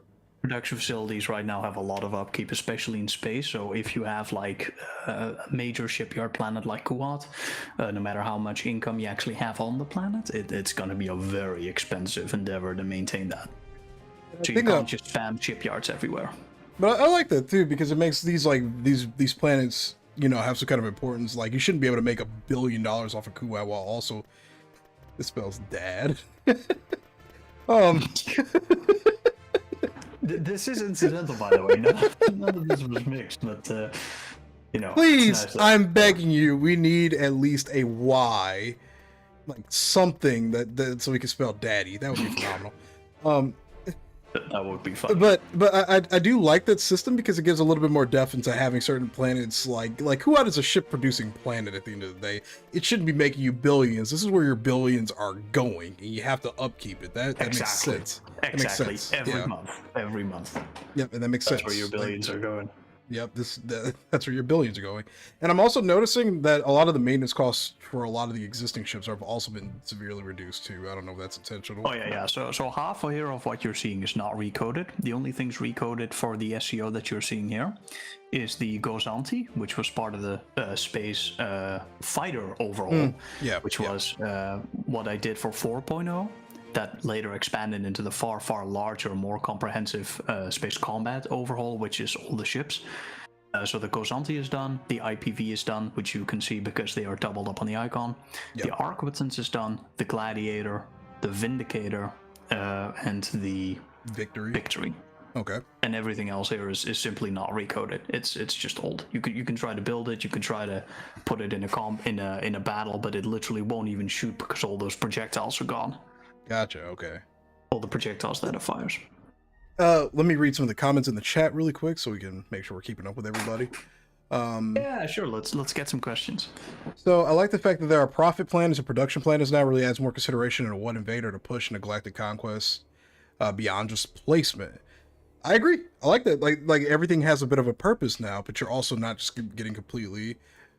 Because I think what a lot of people didn't like with the previous version was it felt like every single planet was probably just a little harsh. Well, I guess every planet wasn't punishing, but it's nice to have planets that are going to be taking a lot of the negative balances, like Huat. Huat's going to be that expensive planet that you have to invest into, so that will take up that planet alone will take up its own chunk of your income. But a planet, more dedicated, like everything, having planets that are specifically dedicated to gaining money and population and finances it's a better balance between the two versus having every planet possibly making you go negative to a degree. That is very true. Now just I do want to get back to the buildings and the new mechanics for a sec. Later on, I just quickly want to mention if you go down to Endor. Endor. You no longer have Endor. Rip Endor. Oh, okay. But you do in the north of the galaxy, to the northeast. Northeast. A little more down. A little right. No. Up at Yavin. Up at Yavin, okay. Basically. Yeah. So there we have Yavin. Yavin's by itself. Connected to Telenon. Yes. Yavin's so by a pretty itself. good buffer for Yavin. Oh. But it gets much better. So as the Empire, you have a whole cluster of planets. You have Botayev, you have Exilla, and then further to the left, you also have Agamar and Taris. So it kind of does what the Empire is supposed to do, which is have a more control of the galaxy to an extent, but it also doesn't just completely fuck the rebels by having them connected to literally everything either. Like Yavin's an isolated system, like a hidden base, like it's conceptualized as. Yes, exactly. But same with there's Mandalore. even more to that. There's even more to that, because if you return to that little cluster of Imperial planets for a second, you can see that there are clearly planets here that are worth a fuck ton more than other planets. Like Exilla is the crown jewel of that whole area because it makes a fuck ton of money. Because there's a lot of population there. Interesting. Okay. But then it goes further, because you see, if we go to Exilla for a second, we zoom in. Yep.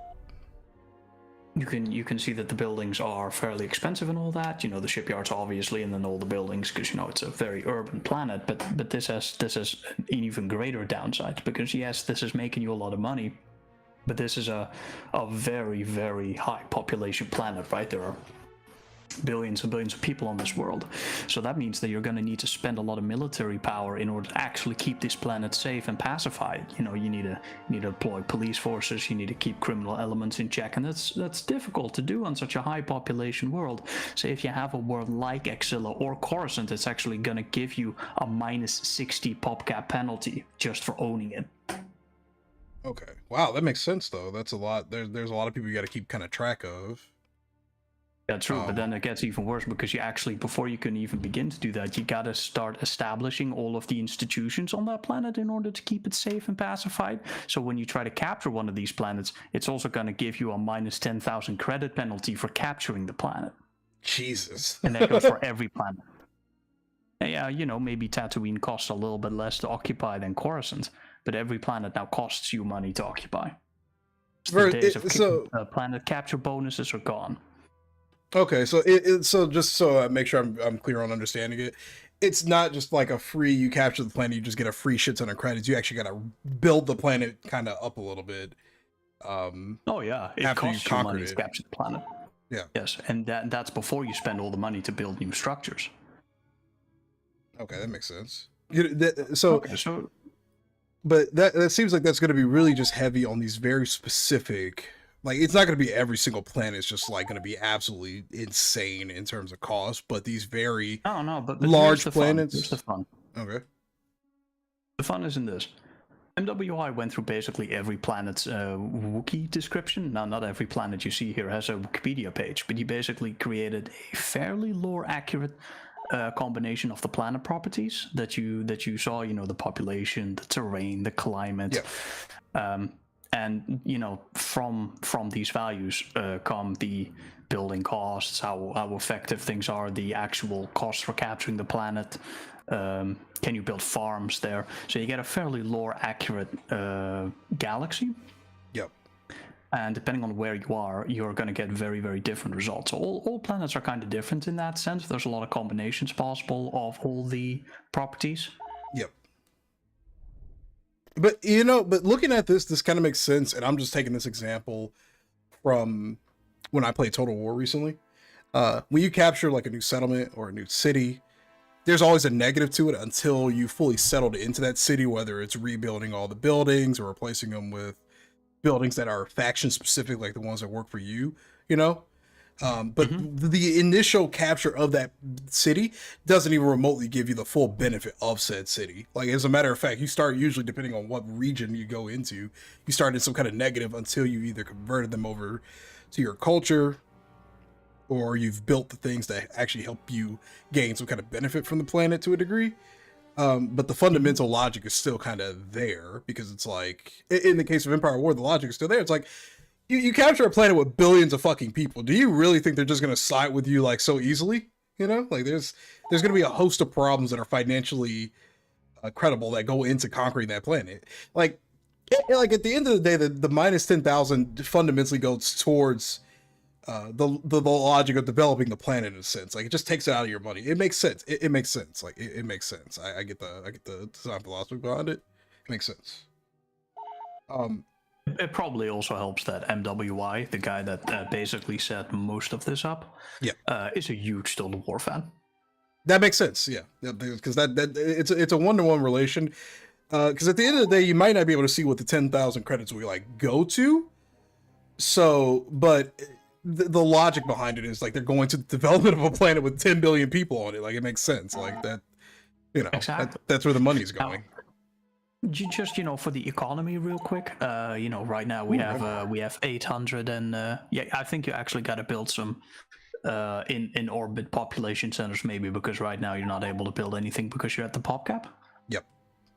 So, you know, if you were to actually play, you would probably have to go develop a few planets before you can actually build new things. Yep. So we're at like 850 pop. You know, your income is like almost 17,000 credits a month. Yep. Maybe if we go exit the campaign and then try the underworld section, you might get an idea of the quit the galactic conquest. Okay. And then restart it as the restarted. Yeah. Okay. But before we jump into that, I'm going to ask the chat if anybody has any questions before we switch over factions really quick. Jaron, I know you said you got about an hour left, so I'll keep it short. But it's okay. I think if I keep it quiet, I can stay for a little longer. Like, I'm enjoying this. I love this. As am I, man. As am I. Chat, any questions? Let me go over the chat really quick. This is the Empire Color Crimson Nick. Yes. 4.0's Galactic Conquest felt a little unalive, but this feels a little bit more good and alive. Gives me like an ALTR feeling.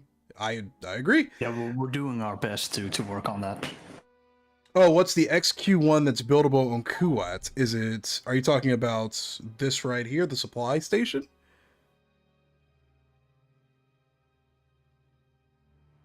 It just reduces costs and build times slightly. Yeah, so this is just supporting. This is actually really cool because I don't think we had too many support structures for orbital structures, so that's really cool.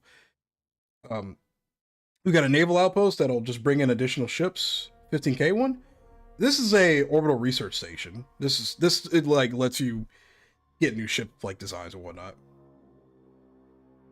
Yeah, that's one of those things, like, we still have to go to the actual research system. That's not something that's ready right now. Yeah, so this is an implementation. This is something from the old system, pretty much. Oh yeah, it is. Yep. I feel like this mechanic is too much of a nerf. When we conquer a world, we destroy all its infrastructure and have to build it all again. I mean, I think it's going to be very planet dependent because, like he said earlier, not every planet is going to siphon 10,000 credits off of you. Like, there are only so many, multi-billion planets in the Star Wars universe, to be perfectly fair. Exactly. What he So said. like when you hit these specific worlds, it's just one of those planets where you're gonna have to really think like, do I want to hit this now or later? It's not gonna be every planet is gonna siphon 10,000 credits out of you.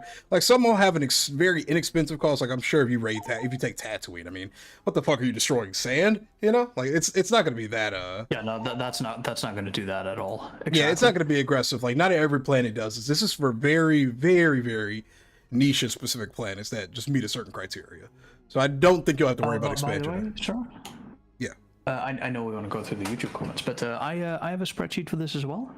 This one is made by our man MWY, and if you'd like to know all the exact bonuses and downsides of capturing a planet, you can see that in that little Excel sheet right there. Chat, do we want to check this out now, or do we want to check out the underworld first and then go to the spreadsheet? All right, yeah, no, we can do that later, of course. Just saying, like we we have this planned out. Is there separate ship research for Super Star Destroyers? Right now, no. But again, we are not yet at the stage where we are doing active tech trees. We do want to do active tech trees and branching tech trees, but we're not there yet. Okay, that answers that question. Like, I can't say anything about that yet. I don't want to promise shit that we don't have. Will the ion cannon be included in the new 5.0 update? The land-based one? Like surface to space guns? Yes. Yeah. I don't know if surface to space weapons are included in MWI's overhaul. Let me check the Excel sheet.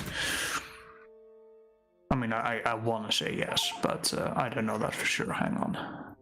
Checking the spreadsheet. And chat, yeah, the regiments are gone. I do, from my experience with the skirmish battles, infantry groups, for example, are still not very large, so to speak. So you're still gonna have control over things. There aren't like groups of just dozens of units. I don't know if that's ever gonna be subject to change or not, but for the time being, I know for a fact that there are only like 1 to 2 units, depending on the group, that you build for ground. Brothel? But that's all. Brothels? Apparently, you can build brothels. Will there be a raid feature for the mind. rebels? I don't know. Okay, I can't answer anything about the source to space guns right now. I'll ask MWI about it. Well, Nicholas, he did say that for the Superstar Destroyer research, they haven't done an in-depth like recreation for the research like system yet. So for the time being, that's kind of like neither here or there. But there are going to be changes to research just based off of that statement. Let's go to we like brothels. Any ideas for them? Apparently that's a thing now. Hey man, I'm all on board with that. All right. People want to know they're going to be as a Dutchman. Oh, true. You're the land of literal brothels. Oh yes. Are there going to be any changes to sectors? Is a question. Ooh, that's a good question. So, the way sectors and systems worked was that they provided you with more income and they provided you with more build spots. I believe they still give you a few more build spots. I think they also still give you more income. Other than that, I don't actually know off the top of my head. I know there'll still be major centers of importance, like they will make you a lot of money. Yep. Any ideas for the Mon Calamari shipyard sector? I've always wondered, would it ever be possible to have like an actual space-based structure for like the planets with like very unique like shipyards? Like how Kuat has a fucking planetary ring and Calamari has like all the dozens of shipyards that orbit the planet. Would that ever be even feasible? That's it's possible. Feasible it is also, but it requires like every one of these unique buildings is something that we have to code, we have to set up, we need to make sure it works in combat. If the special Mon Calamari shipyard looks exactly the same shipyard model as a regular ass Empire shipyard, that's kind of boring. Yep. So they need unique combat buildings that has to be coded, that has to be balanced, and we gotta make sure that the AI actually knows that this is an important structure that they definitely should be building. So possible, yes. Feasible for now. We're just working on getting everything you're seeing here kind of online and functional, if that makes sense. But yeah, as much as that we we absolutely 100% want to do that. It's just that finding the time to there's actually already do it. yeah, exactly. Like, we want to do that, absolutely. We would love there to be quad specific, like ring shipyards with models unique in combat, and have these awesome battles, and have these unique structures all spread across the galaxy. In fact, MWI even started coming up with separate corporations around the galaxy, like Sinar, Fleet Systems, the Quad Drive Yards and such, which would have specific bonuses for the planets around which they were based. There will be story missions, by the way, yes. Fuck. One of these. Hang on, let me open the spreadsheet again. There's one interesting company with a shitty name that creates the Rixurg starfighter, the impossible to pronounce one. It is called... he doesn't actually have it in his corporation list. Oh, well, doesn't matter. But yeah, we do like that stuff a lot, and we would love to have that. It's just right now we have to focus on getting the things that you are seeing. Transmag Mel is the name of the corporation. Oh, well, there we go. Transmag Mel. What the fuck? Yeah.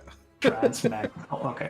So now I would like you to start the exact same campaign, except on the criminal underworld, and then tell me what you think about their start position compared to the Empire. Oh my god, they have nothing. But have fun. Yeah, they're in a very, very small corner of the galaxy. But is that mostly just to put emphasis on the fact that these are literally fucking criminals, pretty much? Oh yeah. No, you get to have your fight against the regular pirates and the hot cartels and whatever shitty ass sub-factions else we can come up with to throw you up against.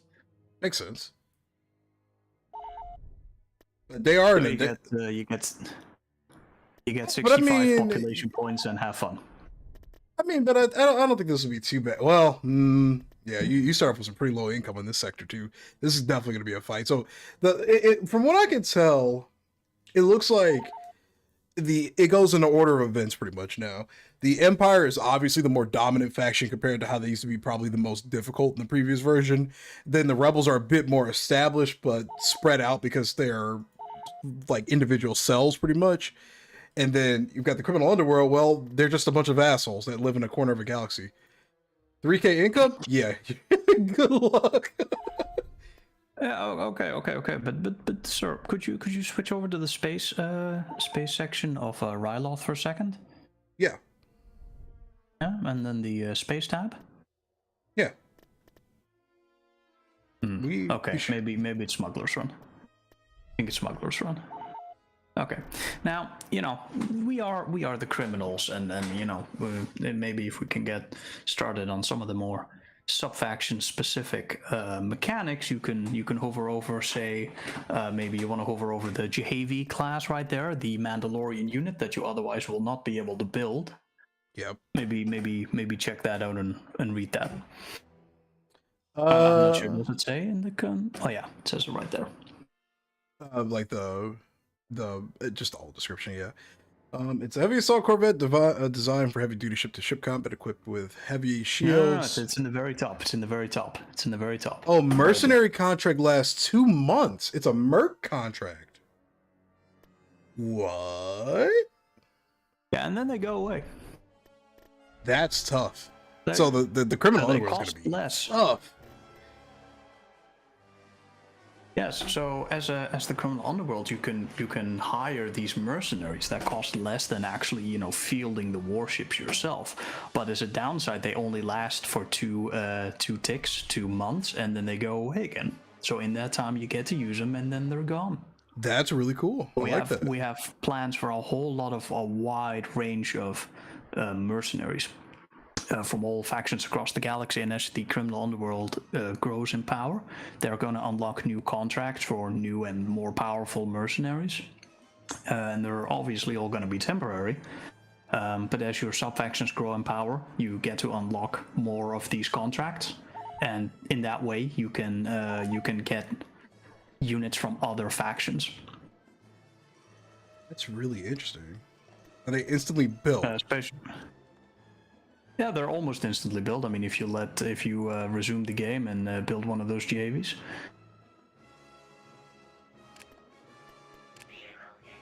Oh well, yeah. Holy shit. Yeah, that's actually. Oh yeah, they're very quick. That's really really cool. Crusader report. And then in 2 months they're gone. You know, contract is done and they go on their merry way. And you can't sell them either. That's actually really interesting. You can't like resell them. No, we removed the ability to sell units entirely. Really? Yes. So wait, what made you want to do that? Not that I'm questioning that. I think it's a bad idea, but I'm just curious. I've never heard anybody remove unit selling before.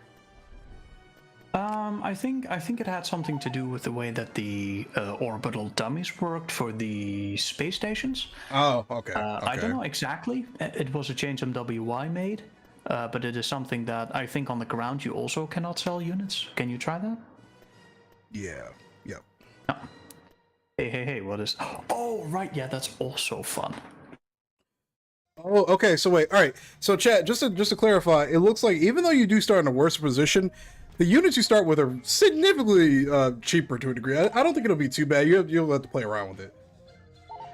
He got rid of it because it was abusable. Okay, so I'm gonna assume like with the...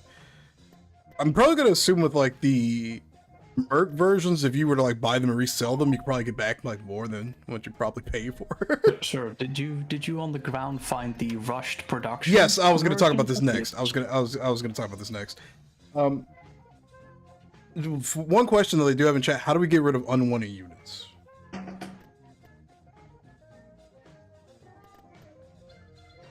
Use them as cannon fodder. Was that a question to me? Sorry. Yes. What's the take on like getting rid of unwanted units? One applies them directly to the Imperial Army. Okay, well, there's your answer. Let's see. Now, I'm not saying that these. Oh, sorry. I'll let you. I'll let you. No, go ahead. What were we gonna say? If you. No, never mind. I prefer you discover this and experience it by yourself, and then I'll provide the details. Yeah, so I was actually going to read over these descriptions here. We've got rush production type units. It's produced poorly, but it's produced faster. It looks like it does less. It has less health, less accuracy. But it's cool that it's got So we've got units that are just cheaper and easier to build, but they're probably just shit in terms of like capability, pretty much. If I'm understanding that correctly. I'm not gonna sit here and claim that if you produce an aggressor class battleship with its 2 gigantic mass driver cannons via slave labor and you try to load your giant ion pulse to a 7200 millimeter warheads into the barrel, that maybe your slave labors didn't quite do the job, and the moment you hit that ion pulse munitions ability button, the munition is gonna get stuck in the barrel and blow up the ship, and it's actually just self-destruct reskinned as the actual ability. I'm not gonna sit here and say that that's the case, but you know, there's all sorts of risk associated to slave labor. It's a risky business. Is the risk randomized? I can't comment on that, Jay. You know I can't. Oh, well, fuck. All right. Dude, that opens the roof. That opens so many doors for playing Russian roulette with ships whenever we play this fucking mod now. So, all right, chat, hold me to this. When we play the full version of this, when everything is like implemented, we are going to play Russian roulette, build the shittiest ships we can find, and see if they work or if they fucking blow up. This is going to be a challenge. This is going to be a game of rock, paper, scissors. I'm on board with that. But I do like that it's for very specific things, and that's not something that can happen with anything. I do like that that's very unique to the concept of slave labor. That's fucking cool. That's really fucking cool. But I will say, Very good. Remake has this very insane habit of implementing the most bizarre but fucking funny mechanics, whether it's unit descriptions or shit like this, and I'm on board for it. Because it just, in my opinion, it makes it fun. It makes you have more just random shit that can happen. I think that's okay, honestly. That's fucking cool. So wait, can I have with the couldn't shoddy agree more. constructions? Can they fucking break if they try to shoot by accident? Oh, you know, you gotta try for yourself, Jay. Right? Not right now because it's not all working. But you know, when it's ready to go, you know, use at your own Jesus risk. Christ, dude! Great. Now I have 1,000 ideas I could probably do for the future of content. Now, when it comes to this, we're gonna build. We're gonna have some fun with this. So you haven't even seen the rebel specific mechanics yet. Okay. Maybe Is there anything? Maybe we should restart the GC as the rebellion. Well, one thing I wanted to note too, despite the criminal underworld's current disposition financially, it does look like universally everything they have at the start is pretty fucking cheap. So it's not like it's gonna be probably too bad for you right off the rip. So Casper in the chat did suggest for decommissioning units, would it be possible to have like something called like a scrapyard, like a separate structure altogether to dismantle said units? Ooh, that's an interesting idea.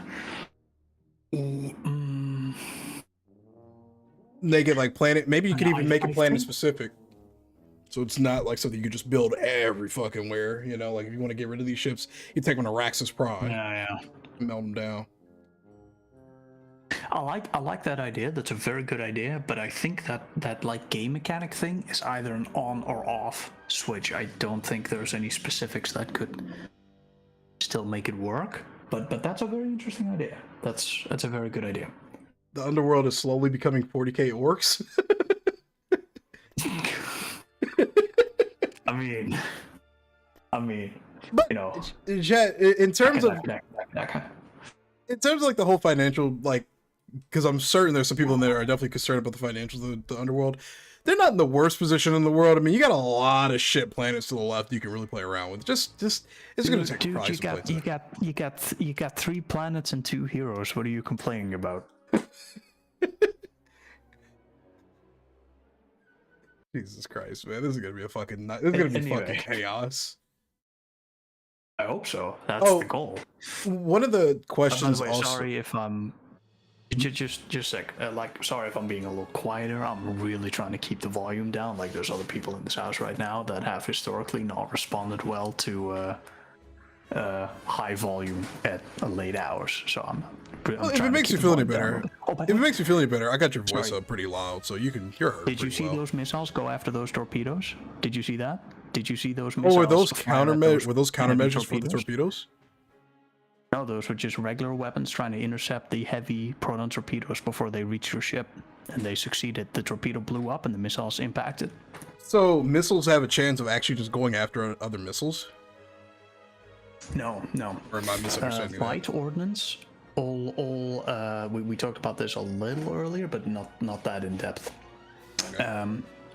So the way this works right now is light ordnance, everything that is guided, small bomber-based torpedoes, missiles, that sort of thing. They can be intercepted by the point defense, the light point defense from corvettes and escort frigates like the Babylon B and all that. You've seen this in action, but heavy. You know what? Maybe we should play a little Underworld next, and then you can see it for yourself. Okay. Heavy ordnance, things like the MC-30 proton torpedoes, you can target those. I don't know if you've seen this yet, but you can literally target those. And if you have a unit like a CR-90 or an X-Wing squadron, and an X-Wing squadron is flying close to a heavy proton torpedo, you can intercept that heavy proton torpedo with those X-Wings, have them shoot at it, and destroy the heavy proton torpedo before it impacts. What? Yeah. Yeah, you can do that now. That's really cool. That's gonna be really. And that's gonna some be... weapons, like the assault frigate, I don't know if you've seen that yet when you were playing with the assault frigate, but some units, like the assault frigate, have specific anti-heavy ordnance weapons. Like the assault frigate has a anti-ordnance high explosive missile pod that can only fire at those heavy ordnance projectiles, and they can intercept them before with greater efficiency than other weapons before they reach the ship. Are those kind of things If you play automatic? Underworld next? Sorry, continue. I was gonna say, are those things automatic, or would that be something you have to do manually? I really wish that was automatic. If there is nothing else in range, units will fire at the ordnance, but due to the way that Empire War handles unit targeting, basically every other unit type is prioritized over the projectiles. So if there is a volley of heavy proton torpedoes from an MC-30 coming in, units will always prefer to shoot at the MC-30 than shoot at the projectiles themselves. Now, there is a thing that these specific anti-heavy ordnance projectiles, they only can fire at these weapons. So when you are targeting them, they will always give you the volley. And if you still want to play the Underworld after this in the skirmish, I will show you a ship that is heavily dedicated to shooting down this heavy ordnance. And I'm not saying that it's one of the sickest thing I've ever been able to visually create in this game, but it's pretty sick. Okay, pretty yeah, good. we'll check that out next after this. Before we start any Rebel discussions, there was one question. Somebody wanted to know if it'd be possible to have a mechanic for the Rebellion to steal blueprints in enemy places and can be produced by the faction, or can steal ships to join the Rebel fleet. Would that be like complicated, or would that just be kind of broken?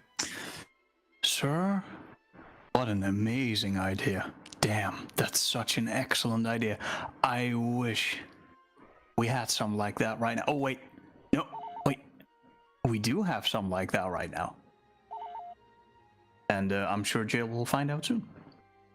Okay, and then the other question that we had was related to the selling of units having like a build option, like the carrier upgrades in ALTR, because to a certain degree I'm just saying this from experience, with ALTR you could build certain carrier types and then you had the ability to upgrade them to a different type of carrier, or more advanced version. That different kind of loadouts?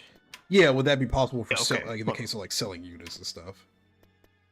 Yes, for selling units. No, not for selling units. What we can do is upgrade a carrier to have a different loadout. And what I would like to do eventually is have carriers that have different loadouts and then have upgrade trees. For example, I would like a Tonfalk carrier.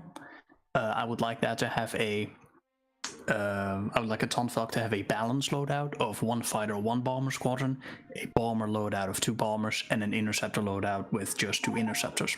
And then I would like those 3 separate loadout versions to have upgrades, so that you can upgrade the interceptor loadout for example, TIE interceptors to maybe TIE Avengers, and then later an upgrade from TIE Avengers to TIE Defenders. And the bombers can go from maybe TIE bombers to TIE interdictors and that sort of thing. I would like to do that. That's entirely possible. We know how to do that, but it creates the kind of spaghetti code that makes you want to kill yourself. You just Fair enough. It's like, okay. yes, we would like to do that, but we want to have to do that only once, only ever once, if once, and never again. So that will happen at the very, very, very end, if that happens. So just to possible. this will be the last part that we'll talk about the Rebellion. Same person, Casper, but so for example with stations, like sell buttons work for space stations, so why couldn't it possibly work for units?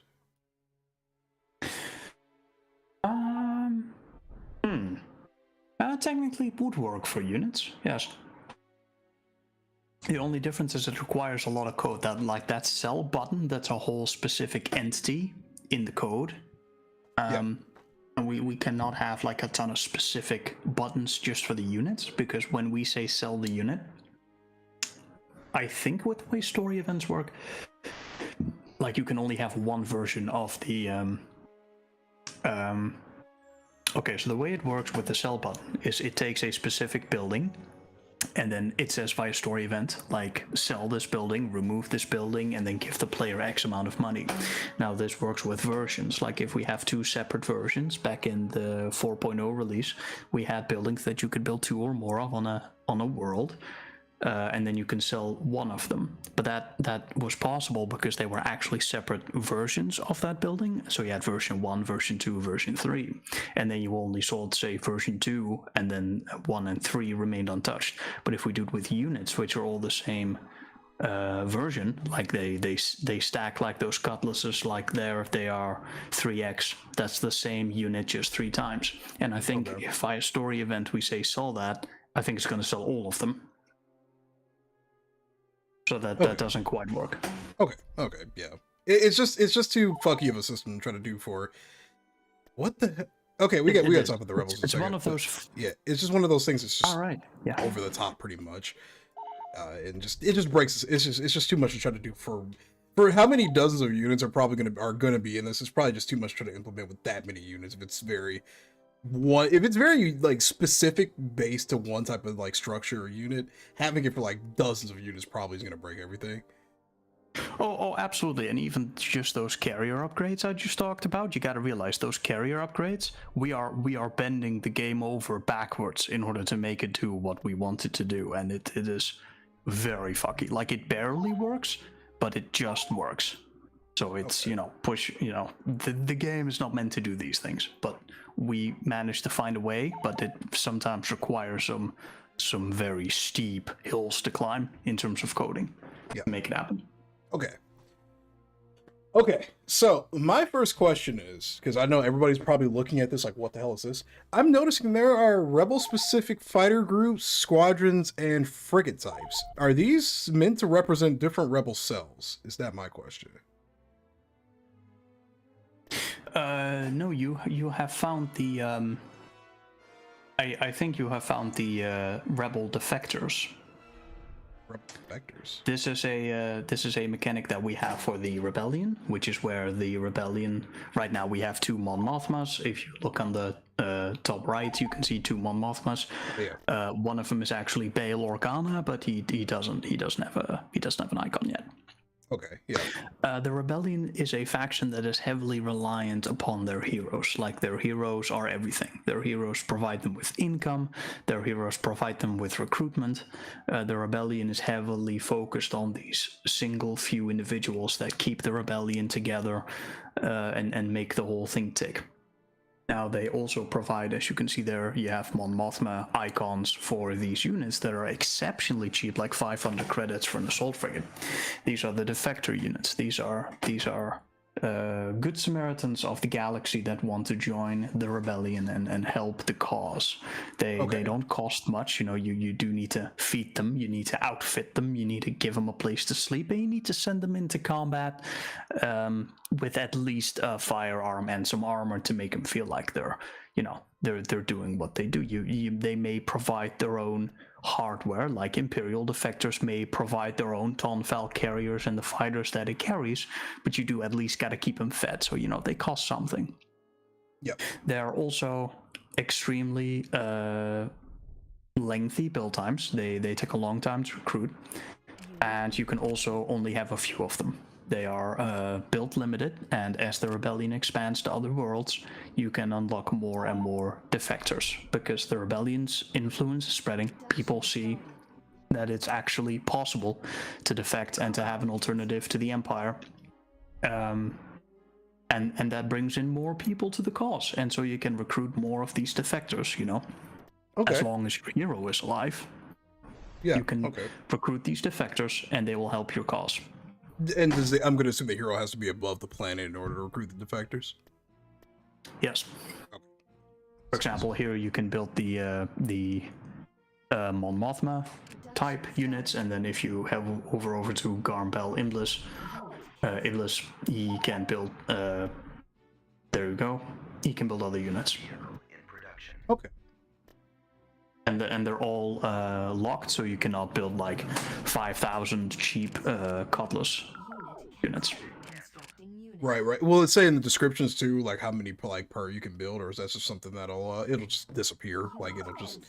All right. I guess a better question is, so if you could build defectors, how do you know like what the limits are? I guess to a degree. Is it just something you just... We'll hopefully put that in the descriptions. That's currently not yet the case, but again, this is very much just a in progress thing. I have a whole defector file for the rebellion, and it has all sorts of units. Like, these are just the rebels. We have Imperial defectors. We have defectors from the criminal underworld, Mandalorians. Okay. We have all sorts of things. So it'd be like certain like very specific planets, like even like. It's like literally like planet specific. Like certain planets will just give you a very unique kind of unit to that planet because they're defecting to the rebellion on paper. Yes, that's the idea. And so as the rebellion spreads, they have more of these volunteers that come to join their cause. Okay, and then another question that we got was, is normal unit building gone entirely for the rebellion, or will you be able to construct still other units? No. I mean, if you want to pay the ridiculous upkeep to have an actual shipyard, then you can certainly do that. You can go build shipyards and you can build units. Go ahead. Okay. Or you could build these like 50 cost Y-wing squadrons and rely on those. It's a bit cheaper, let me tell you. And chat, to clarify, squadron sizes are a lot larger in this version compared to the last one. It's like this one squadron of Y-wings is how many? 12. 12. So compared to like 6 before, it's 12. So I mean, like you're not gonna be exactly just shorthanded. Like I don't know how many you can build here. You can build 4, but I mean that's still 48 Y-wings. Like you're gonna still be able to do some damage. And if you weren't here for the earlier part of the stream, units are a lot more specialized. They don't die as easily.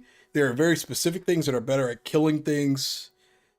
In this mod, it's a lot more laid out and less, you know, things just get one shot. Some things just live forever.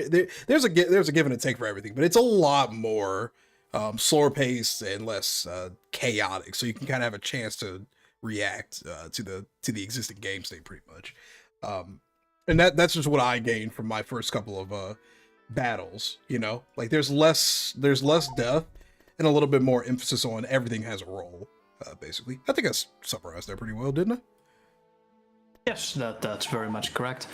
More specifically, if I may talk about it for a little bit, because again, I did spend a long time on this. Yeah, no, please, by all means. There were a lot of units that were just kind of shit. Like corvettes were really kind of shit. There was no point in building them.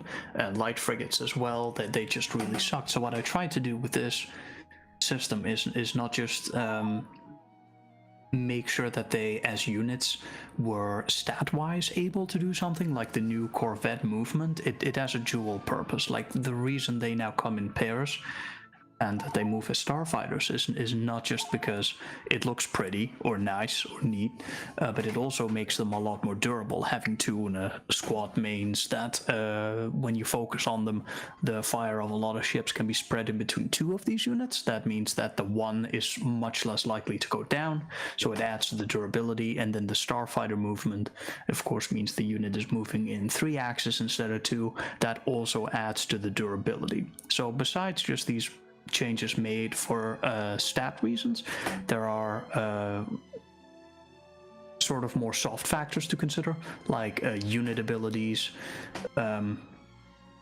weapon loadouts that, besides just making the units deal either more damage or give them more HP and durability, endurance, that sort of thing, it also on a battlefield should make them a lot more useful when they're not shooting at stuff. Like when they're not engaging, the CR90 should be useful with that sensor ping ability, and with the power to engines it should be able to, you know, power to engines is kind of a staple of the CR90, but it means the unit can be used in a scouting role. Like you can send it forward and then you can meaningfully pull it back Without it getting shot before down. it gets completely destroyed.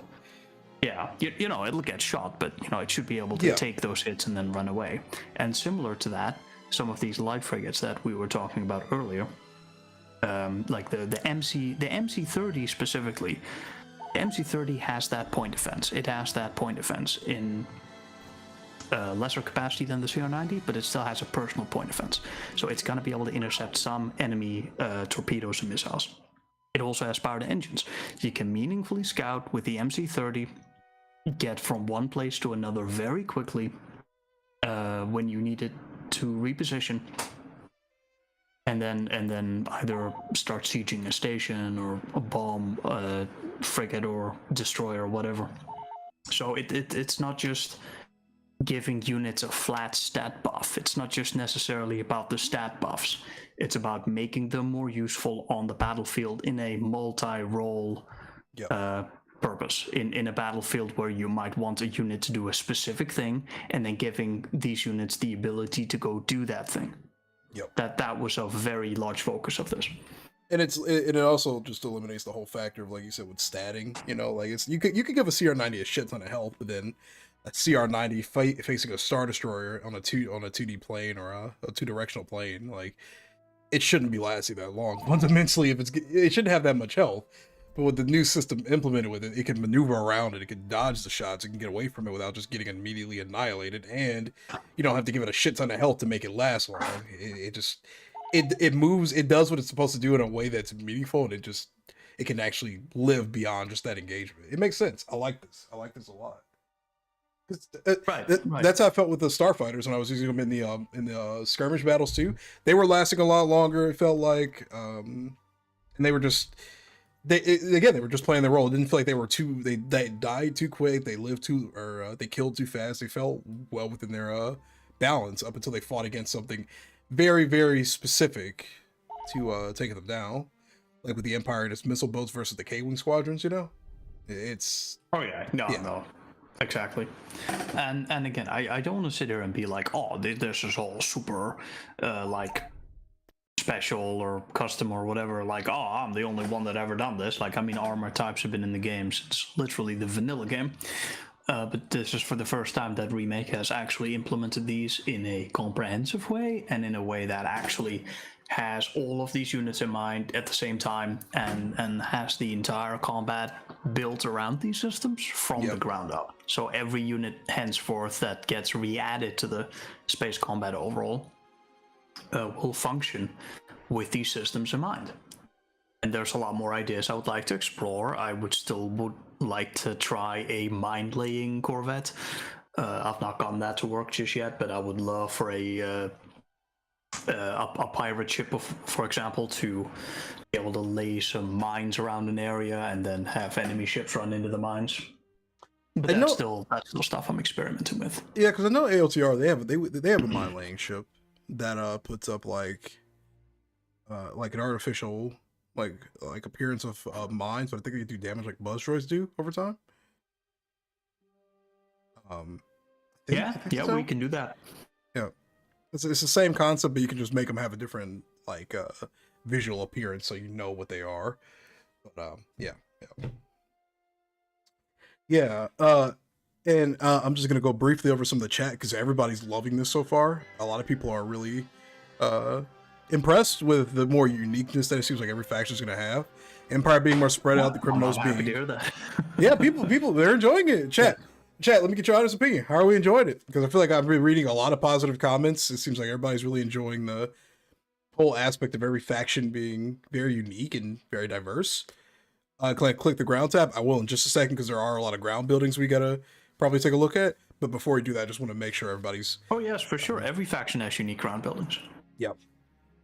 I gotta say, man, I'm impressed so far. Like it seems like there's gonna be a lot more give and take to each faction. Every faction's gonna have a very unique role, and I like that. I mean, not that it wasn't necessarily the case before. I mean, with the other previous versions, Rebels always had better starfighters. Empire had better overall military forces, and the criminal underworld had probably the most diverse unit roster out of every faction. But that's about to the extent of it, and that's usually the extent of most mods. It's usually just the extent of those factions. Like this system right here, with there being volunteer units that you can build, in my opinion, is probably one of the most creative things, because it gives you, not only do these units not just instantly die, I know a lot of people are probably scared of this concept because they think their units are going to die quickly, but with the way everything's been restructured, it's a lot harder to kill shit. You don't just get free kills anymore, I'm noticing. There's going to be a lot more strategy to it. Yeah, I was just saying, there's going to be a lot more strategy to your combat, pretty much. Like, you're not really going to have to worry about like with the Rebels, for example, like, yeah, this isn't exactly the world's largest force, but everything's not going to instantly die either. Like you're still going to have a very substantial force capable of taking on certain things. Yes, exactly. Yeah, and there's like one more thing that I like about the Rebellion. It's not just a flavor thing; it also has gameplay impact. But if you zoom in on one of the Rebels' planets and you hover over one of their starfighters, in any one of their squadrons, you should see a little paragraph up top there that says that these are not just any pilots. These are the rebel pilots. These are people that have decided to fight for their freedom, for the freedom of others in the galaxy. They are committed to their purpose, and they are fighting with the conviction that a free galaxy is possible. They are willing to give their all to make it happen, and that results in a like plus 20% extra shield points and extra HP. Now that's just a small stat thing, but I find it important to put that lore and put that theme in there, that this is in fact a fight for freedom, and as much of that theme and that lore as that we can put into the game in this way, we will try to do that. Okay. And does that durability buff affect the defectors as well, or are those defectors kind of different? Oh yes, 100%, son. I didn't set up like 100 unique like Starfighter variants with their 20% HP buff, just to not have that on the defect specifically to the defectors, because you can get these super OP, like already really good Underworld and Empire units, and then have that Rebel plus 20% HP buff on top of that, bro. That's insane. Everybody wants me to really show the ground tab now. Let's switch over to the ground stuff really quick for the Rebellion and take a look at everything. If you do not mind, dear sir. Go right ahead, sir. Okay, so we've got, well, I'm pretty certain, it's pretty universally clear that a lot of things like the farming facilities and the agriculture, things are probably going to be pretty similar on paper. Like, they all obviously have different functions, but between the three factions, they're probably all... Have you checked the differences between the buildings themselves? I have not, actually. Let's take a look at these. So this one gives us population increases, planetary income increases. This one gives us overall trade income buff, and it gives us additional population points. So you have some kind of give and take. Like, do you want a direct net amount, or do you want a percentage increase depending on the planet? Workshop, what is this? Enables production of basic vehicles. We've got a support hangar, which will enable production. Right. These are the structures you're most likely familiar with. Yeah. But the income, specifically the economic structures, they have very specific. I mean, if you've played, I don't know Total War Rome. I don't know Rome Total War 2 specifically. I have not played that one. I am, however, a very long time player of the Warhammer Total War series, and that has very specific economy buildings that do specific things. These ones, according to MWI, are mixes of the Warhammer themes, where your economic structures have usually multiple benefits and sometimes a malus, right? They don't always, by the way, the buildings on Hoth are more expensive because the terrain is frozen and the climate is uninhabitable. That makes them a lot more expensive to create stuff here. That makes sense. But yeah, the economic structures have specific bonuses, and if you go into their upgrade trees, you will see that they have also downsides, and that one downside when you build one of the upgrades, one of the branching paths, it negates the advantage that one of the buildings has. Yep. The first building has, but then it emphasizes another of the updates. Gotcha. Okay. Or another of the bonuses. And one thing I do want to note too, because it's really cool that, so because we talked about this earlier with the Empire, them having the more urban heavy planets, thus making structures a little bit more expensive to maintain and construct. I do like that it's pretty unique that certain shitty planets like Hoth are a little bit more expensive to build on because it's a really shitty planet. Like I like that. That's a really cool concept. Everyone is freezing. Yeah, everyone's freezing. Nobody wants to really be here. It's going to be more expensive. You got to get winter coats and whatnot. I like that. Yeah, exactly, and that's why it's so much more expensive. Now, one thing I'm looking through Dantooine's build tab really quick, and I'm noticing they have. Sorry. Go back to that smuggling ring. Go back to that smuggling ring on Dantooine. Yeah. That's what I was looking at. I think. Sorry, I think I just saw something that I didn't notice yet. Enables production of advanced vehicles. Oh. Okay, never mind. And that's supposed to be there. Okay, so that's just. No, that's fine. It's just I didn't realize that you needed a part smuggling ring in order to produce more advanced war vehicles. Yeah, of course, it's the rebellion. You gotta smuggle the parts in. You know, part of the fun of having such a diverse team that everyone kind of focuses on their own area, and you have the good team that you can trust the people to do their own thing. So I don't always have all the insight in specifically what like Casteran is doing with the Crown Overhaul, or what MWI is doing with with the Galactic Conquest or Burning with AI is that you can trust these people to come up with interesting shit. So then when you're loading this stuff up and you're seeing it in game for the first time, you're like, hey, what the fuck is that? Oh, that's amazing. So you're discovering this whole thing, and that's pretty cool. But I also like this too because it gives a more unique approach to things instead of just having like advanced vehicle factory, like it like something streamlined like that. It makes sense that the Empire's a little bit more put together. The criminal underworld, they kind of just they're doing their thing, and then the rebels are just they're doing the stealing thing. They're doing what the rebels would do.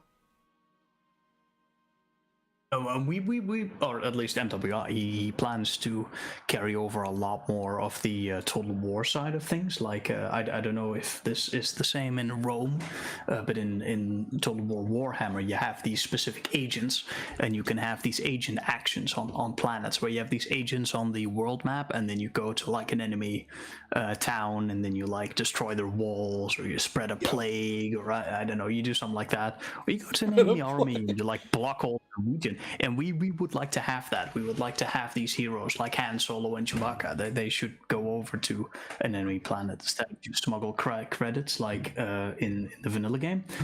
We should be able to like sabotage some of their ships or something. Right. We're actively thinking about doing that. That's still just in the idea phase, but it's something we would like to do and have persistent agents that persistently are able to have these abilities that affect the Galactic Conquest map as well. So you have the ISB agents from the Empire that are not just like around and do some boring shit like assassinate heroes. No, they could affect enemy planets by just being on the planet, that sort of thing. Yep, it makes sense. It makes a whole lot of sense, man. And it should provide an extra layer of depth, because previously in this game, whenever you're using a hero ability on a planet, they would despawn, right? You would despawn the hero, the defiler or something, and you would spread corruption, or an enemy assassin, a bounty hunter, right? You would spend the bounty hunter and they would assassinate an enemy, and then the bounty hunter was gone. Well, we would like to keep these hero units and keep these units around so that you can have these like storied agents that you have been keeping around since like maybe the start of the game. And then they've done a bunch of stuff, and then you can keep moving them from planet to planet, and then maybe when you do use them in combat or something, because they will have some combat ability just like in Warhammer, and then when you do use them in combat and you lose them, you're like, no, he's been around for like since the start for a very of the long game. time. Yes, exactly. And we would like to make that happen. We would like to make those kind of storied moments, those theme-rich, heavy things. We'd like to introduce that, because someone earlier in chat said, like, 4.0, it felt a little dead. It's like, you gotta realize 4.0 had been... Remake up until that point had been a space and Galactic Conquest only mod. It'd been 2 people, 3 at some points. But that had been it. 4.0 was the first major like rework of the entire mod. Some parts completely from the ground up, like the ground combat that Casran created. And we'd never had anything like that. It was the first time we had a comprehensive team, like an able team of a lot of people that could do things, and we were trying to each work in our areas in order to keep to create this sort of separate experience. We had the new Galactic Conquest map, we had a lot of the new mechanics, the Starfighter attrition. I mean, you've played the remake version, right, you know right, how different 4.0 was. But now we are able to look at these things again. We can refine the ideas into what was fun, what wasn't really fun, how can we make this better. Yep. And that's what we've been trying to do for 5.0. And hopefully that will end up with a not just a more in-depth experience, but also a more fun experience with fewer of these elements that punish the player consistently. To still keep the fun factor and within everything. Yeah. Yeah, because I think a lot of people probably were a little is upset the phrase, I guess, with how much punishing was done within the previous version, without a lot of the fun factors being thrown in. So I do like the direction of like, hey, things will still be a little bit punishing, but you got fun things that'll like keep it entertaining at the least. You're not just gonna build ships and then be taxed, and that's kind of the bare bones, end all be all for the mod. You're gonna have a lot of different unique things you can still do, despite those downsides that, in the case of like the rebels, they have these cheaper defector units, like they're inexpensive. You get them in limited numbers, but what's the what's the lesser of two evils? You get taxed for a heavy, expensive ship, or you buy this one ship in limited numbers. Fun things that keep the players engaged, and I like that concept, like, because that's everything that I'm getting out of this. Like, there's gonna be a lot to keep people engaged.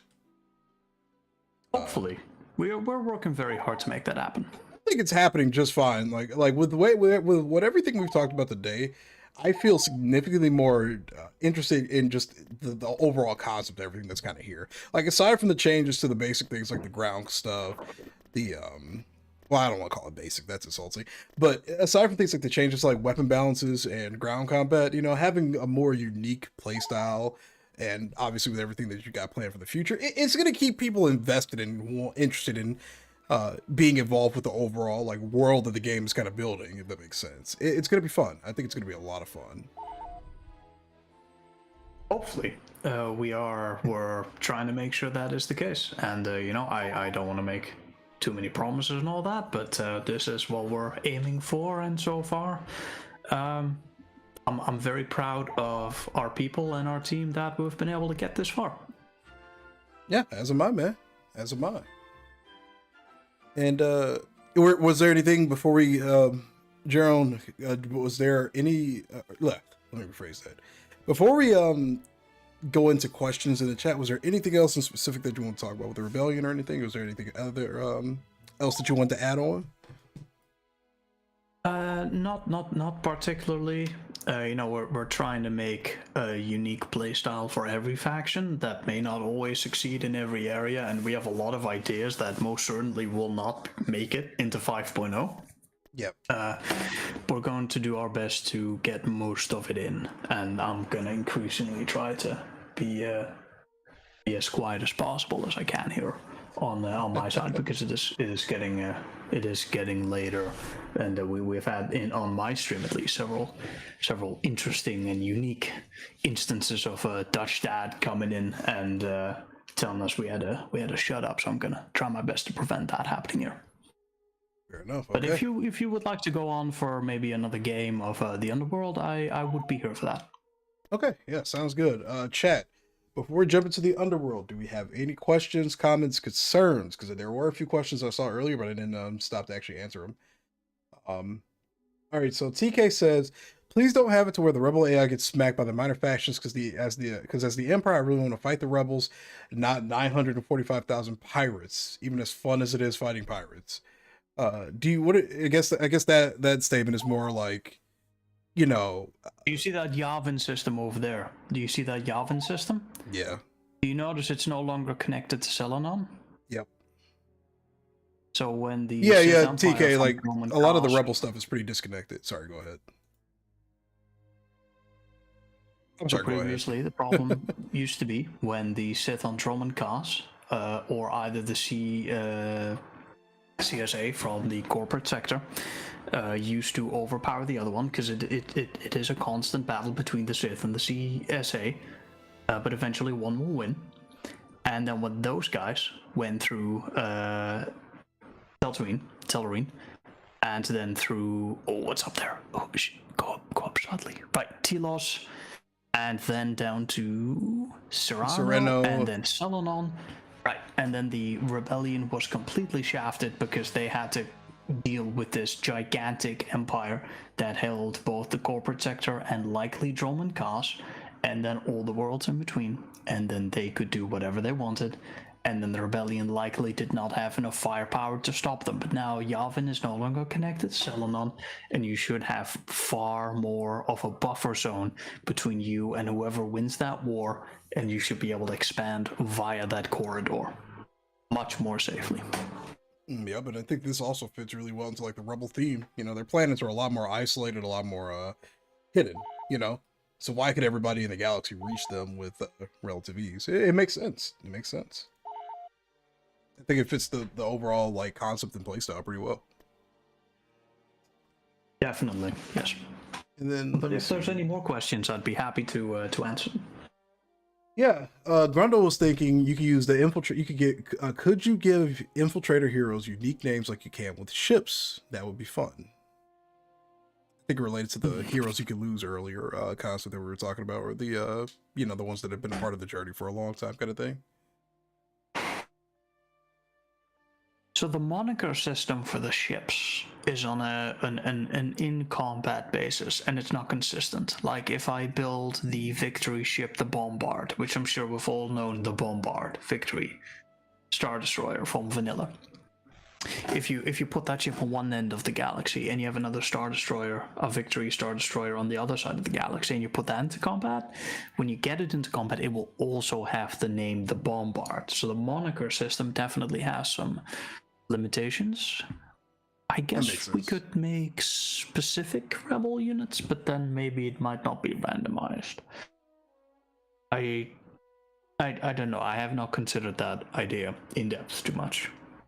Okay, so we'll just kind of leave that in the air for maybe, maybe not. Just depends if it can, or if it can't work. We'll just leave that kind of in the air for the time being. If Empire War cooperates, it would be cool. Yeah, for sure. Chat. Before we move on, we're going to do one last skirmish game as the Underworld. Are there any questions? Gerald does have a bit of a limited time, so if you have any questions now would be the time to ask him. Because he is Dutch, and it is, what, 9 o'clock now where you are? It's about 9:10, and I gotta be up at 6, so... Okay, so yeah, if we got any questions, we're going to go ahead and we're going to start booting up our Underworld skirmish. But yeah, ask them now before we get into the thick of things. I'm enjoying this, by the way, Gerald, man. I really do appreciate you doing this, being here, talking about everything, and just showing off what's to come, because I know there are a lot of people out there that can be very impatient. A lot of people don't understand how much depth really goes into game development, even when it comes to like modding, So I think a lot of people, this is something good for everybody to kind of get a look at. You know what I mean? Hey, my pleasure. I love being here, and I'm glad to have the opportunity to, instead of coding all this stuff and then trying to get it ready, it's fun to just watch someone else have a go at it, give their opinions, and read the opinions of the chat, and just kind of experience it secondhand and try to provide whatever info I can. It's been a good time. Yep. I've been having a great time, man. I think pretty much everybody here has been having a great time as well. So this is a very welcomed and appreciated thing from you and the whole Remake team as a whole. Roger. And for me, I mean, I know there's the most of the Remake team isn't here right now. Casaran, MWI, we have a lot of people right now burning. Yeah, it's just been very much a cooperative. Oh, that's the new Warlord class, by the way. I just put that in today. Yep, I'm building it right now. Very good. Remember, it has a lot of forward firepower, but in the rear it has a distinct weak spot. So it's great for chasing stuff down. It's not so good for running away. Okay. Yeah, it's definitely been a cooperative experience. I could definitely not have done this without the amazing people on the Remake team. And I'm very thankful that they're willing to, along with me, sludge through this like 15-year-old game's bullshit, because man, this game shovels some bullshit in your face sometimes. You have no idea. We try to make it work, and we have some fun doing it most of the time. And I think, at the end of the day, like this is what modding does. I also have to say, sometimes shout out to Petroglyph for still literally updating this fucking game 16 years later, which is just absurd. Still semi-making it work correctly. Absolutely. I wish if I had one thing I could ask, just please give us stable multiplayer, bro. You have no idea the gigantic community of people that will come together to create one of the most vibrant. Oh yeah, sure. You can build the Interceptor 3.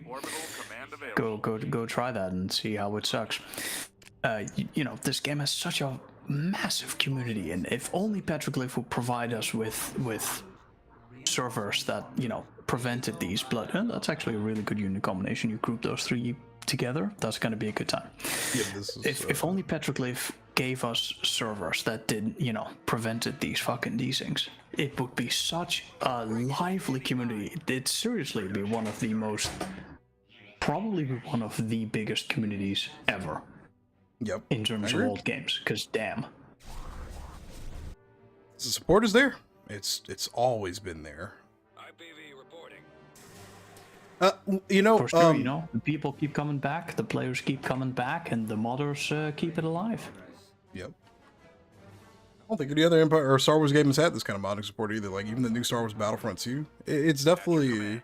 There are a lot of people that care about the game for sure, but this game has some seriously heavy modding support, man. Oh yeah.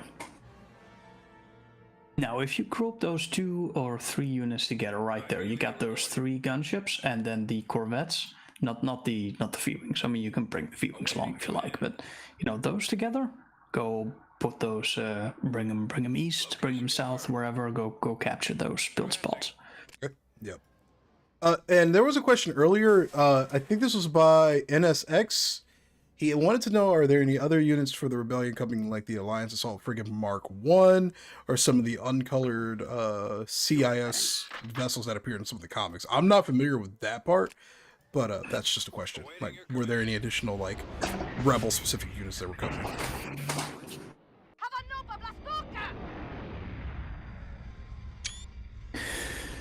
So there are some units that I do plan to put in. There's some holes within the unit rosters that I would like to fill, and they have candidates just today. Depresso sent me Farseer's new MC Cruiser. I don't know if you've seen that in screenshot. I did. Channel. I saw that in the screenshot channel. It looks incredible. It looks really incredible. Right.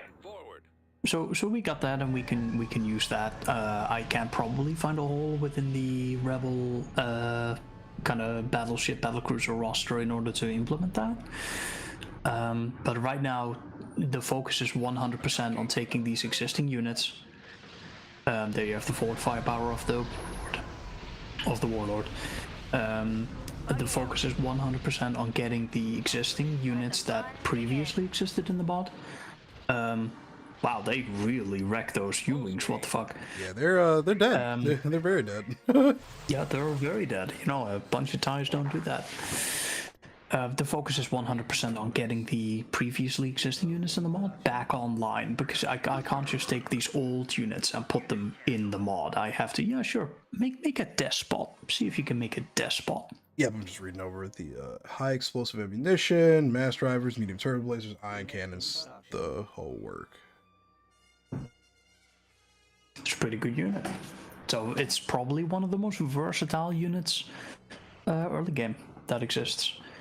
But yeah, I'm trying to get the previously existing fleets back online, and I can't just take the old code and put it back into the Space Combat Overhaul. Like, every single unit needs a lot of individual attention before it is back into this system, and that is where all my focus is going. And along the line, I'm trying to put in the new units that I can. Like right there, you can see the Interceptor 3. That is the old pirate frigate from Vanilla Force of Corruption. It's a fancy new model created by Karak. Don't pause the game. Wow, this looks sick. That's right. That does look sick. Thanks to Karak for that wonderful model. You can see the 2 turbo laser turrets on the top and on the bottom. That looks incredible. I love seeing older units just get repurposed like this. Warms my heart. All right, now, if you upgrade the main starbase, you can build a little unit called the Interceptor 4. Now, the Interceptor 4, okay, you can't build it yet, but when the starbase upgrade is done, maybe... No, first you will unlock the trireme, then you will get another starbase upgrade, and then you can build the Interceptor 4. And then the description of that unit will tell you everything you need to know about that. And that looks very similar to that. Okay. It's worth checking that one out too. Okay. Let me But get my. maybe get that despot in there, because the underworld is one of those micro heavy factions that, it really can make the most out of their Oh, units. that looks cool. Holy cow. Holy shit, this looks incredible. What the fuck? Do you know what that is, sir? It looks like something from... Because Carrick used to be in charge of the one Star Wars mod that took place, like, in the early days of the Republic, like during the first Sith Republic War. Yes, exactly. Yes, he did. Yes, he did make that. Okay, now, hit that button. Fires a high burst of what it does explosive real quick. ammunition, dealing splash damage, ineffective against shields and high armor, good against fighters, gunships, and... Okay. No, pause the game. Okay. Oh, you already fired it. Okay, very good. So you see those TIE bombers right there. Yeah. Now, if you look at your little despot, your little ship right there, Yep. you can see that ship has several gun emplacements. Now the weapons we're looking for here are actually the untargetable broadside 88mm mass driver guns. If you get close to it, you should be able to see Oh yeah, I them. can see them. Yep, I can see them. Like right here. I think you're seeing the turbo lasers. Yes, No, right here on this little side right here. Yeah. Yes, exactly. Now those can switch ammunition according to that ability, and when you hit that high explosive ammunition burst button, it's gonna fire a whole bunch of high explosive 88mm cannons. Okay. That should take out a whole bunch of those TIE bombers. But I think they already did because you already pressed the ability. Yeah. Let's see. And now there's a whole bunch of dead TIE bombers. Got them on the sonic viewer. I double clicked it by accident, so I might have messed it up a little bit. We'll have to wait till it recharges again. No, I think that worked well. That's all right. Now you can move that ship forward. The Despot is a broadside frigate. It mostly prefers to engage things along its sides, but it has some forward-facing weapons, or rather weapons that can face forward. Let me just read over this really quick. Proton torpedoes, light turbo lasers. Read that description out loud. A basic gunboat equipped with light turbo lasers and proton torpedo launchers. Most pirate forces didn't require sophisticated hardware to shake down smugglers and poorly defended pirate trade. Where'd I get pirate? Poorly defended trade posts. And the Interceptor 3 Corvette does not claim to be a masterpiece of engineering, no point defense, and brittle armor, but it shoots when the trigger is pulled. Oftentimes, for minor pirate bands, that is enough. So brittle armor. I'm gonna assume that's like a really cheap form of lesser armor, pretty much. Like it's not great, It's but it pretty does the not job. so good. Yeah. Oh yes. And then we also just realized we have the pinging ability Now- with these gunboats as well. But I'm probably gonna send these. Yes, forward. that's the Warlord class. Yep. They can use the ping ability in their vision range. Now the Interceptor 3, just like the vanilla game, the Interceptor 3 has the torpedoes. Now it does fire 3 torpedoes. The Interceptor 3, those little corvettes over there, they do fire 3 torpedoes at the target. Okay. But that's not actually that great. Whenever you unlock the Interceptor, right? Can you upgrade income? Well, you already have them actually. did. Yeah, but I just need to secure some more stations. We're gonna go to the right over here. You need to secure some more of those station spots, or you need to go expand, manifest destiny, spread your seed, go to the east. We also have the Tremay, or the, how do you pronounce this? Trireme. Trireme. Okay. Trireme class. Now, the unit you probably want to build here is well, you can build a trireme if you like. Or no, never mind. Build some more Interceptor 3s. Build some more Interceptor 3s. Okay. Fuck the trireme. Feel like we'll build 3 squadrons of them.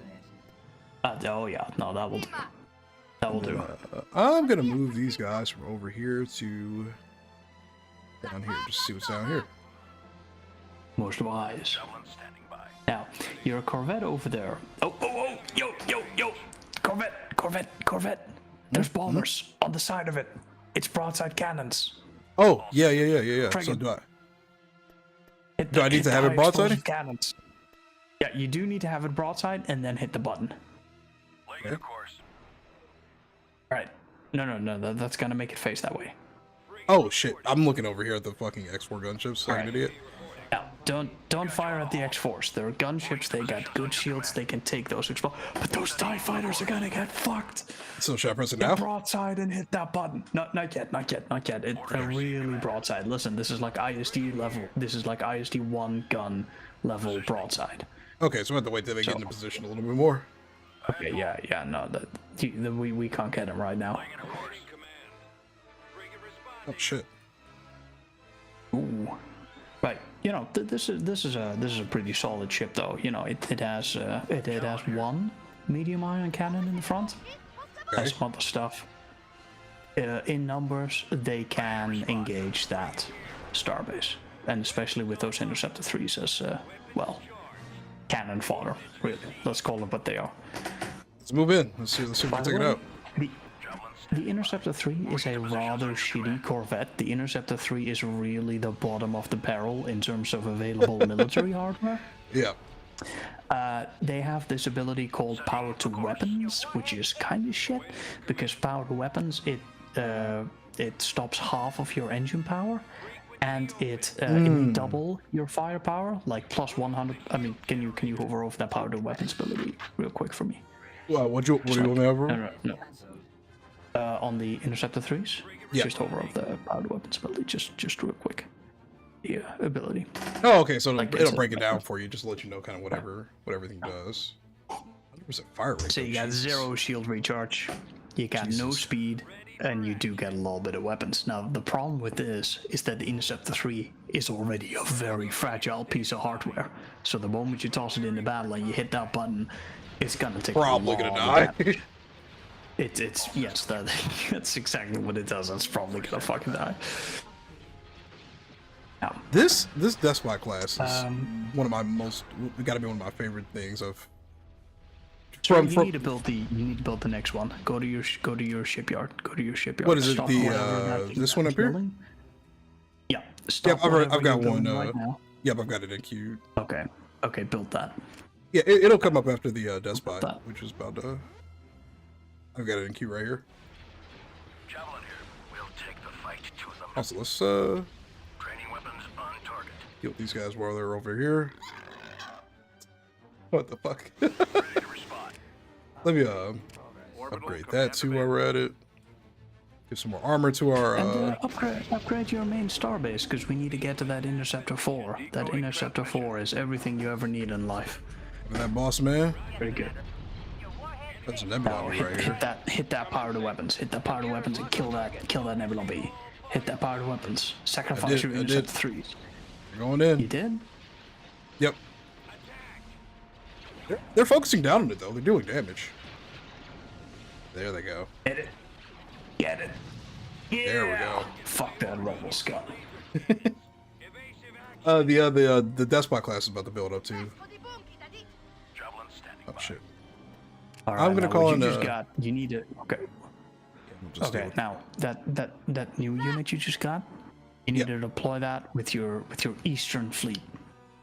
Your Eastern Fleet. That fleet right next to your Despot, it needs that new unit right there. Yeah. Perfect.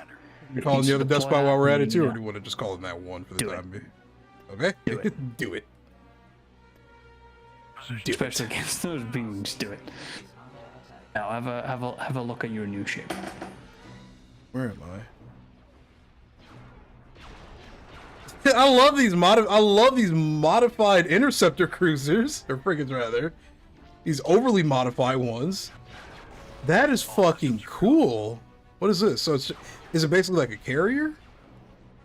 Let me actually Go read it. over the front guns. Dedicated point defense only shoots down heavy ordnance. Oh, so these are the anti-missile ones. Or the anti-ordnance mass drivers. That's what I'm trying to say. Exactly. Yes. So wait, well, we blew this up. Fuck. You have a squadron of heavy. You have a squadron of advanced uglies. I want you to take that squadron of advanced uglies. You can see them there on your screen.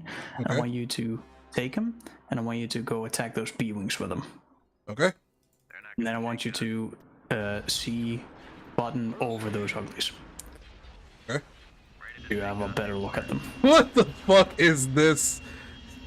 That right there is one of the most overpowered units in this mod. It has 6 ion cannons, 4 advanced photon Jesus torpedo launchers, 2 Christ. heavy lasers, and 1 light laser. It is insane. Only the Underworld gets these. If it'll actually catch up to these B-Wings. I'm not sure that it will. I don't think it will. That's still a nightmare. Look at this monstrosity. That is a nightmare. That thing is... The Japanese are a remake? Jesus Christ. Holy shit, dude. That is a monstrosity. Frequency open. Alright. I like this thing a lot. Group all your frigates together. Group your frigates together and go find some heavy enemy to fight, because we need to see this flak in action. Okay. We need to see the anti-ordnance flak of the usurper. Our station built. Let's build the Interceptor 4. Holy fuck, yeah, that is it. I mean, if you can stomach it, read that description. If you can stomach it only. I'm pretty good at reading pretty quick. The Interceptor 4. Can you read it out loud for the stream, though? Yes. One of the most comprehensive modernization packages for any warship in galactic history, the Interceptor 4 class Deep Space Gunboat project dragged the obsolete Interceptor 3 from irrelevance and onto the forefront of the galactic battlegrounds. The Black Sun's unusual masterclass in engineering, the Interceptor 4 upgrades the structural integrity of the vessel and outfits entirely new engines. Despite a severe increase in the ship's hull armor, these new engines are capable of propelling the ship at greater speeds and maneuverability. Its offensive systems were upgraded with holy shit, let me slow down, I'm running out of breath. Its offensive systems were upgraded with more expensive advanced proton torpedoes and extra launchers, and an additional missile launcher turret was added to the front of the ship. High explosive missiles now allow the Interceptor 4 to partake in basic anti-starfighter combat operations. I don't know where I got combat from. Chat, bear with me. Yeah, I caught the Galactic Battlegrounds reference. Unsafe power surge issues were fixed, previously allowing the complete shutdown of shield regeneration to temporarily boost firepower at the captain's behest, in favor of a modern autoloader for his missile turret.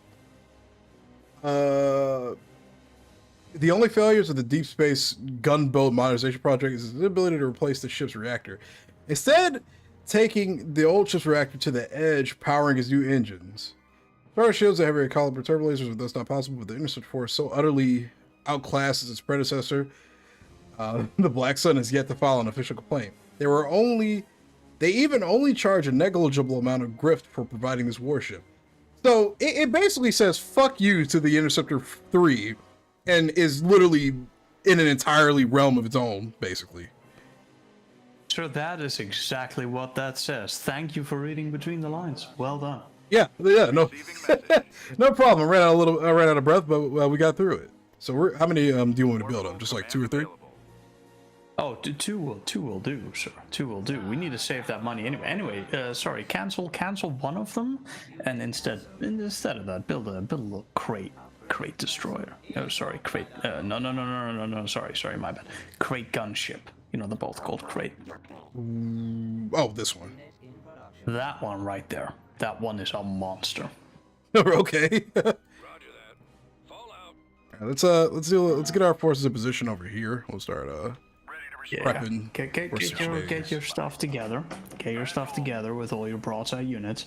Now remember, the goal here is not necessarily to win. The goal here is to engage a kind of enemy that can fire the kind of ordnance that the flak of the usurper can fire at.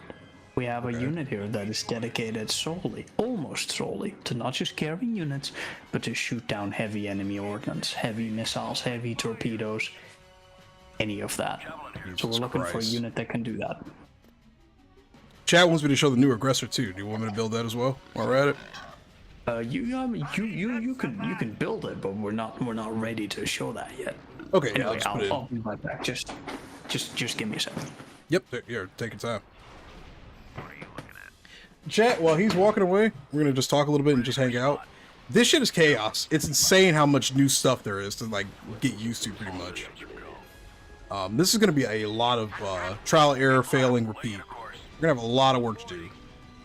Got you on the whole of it. Let me secure this mining facility over here while we're at it. Orbital command available. And I guess we'll put in production the next space station too. All right. Javelin here. But how are you enjoying the stream so far, man? I think this has been one of the coolest reveals. You know, I think this is one of the coolest reveals we've probably ever done. To be perfectly honest. Focusing all firepower.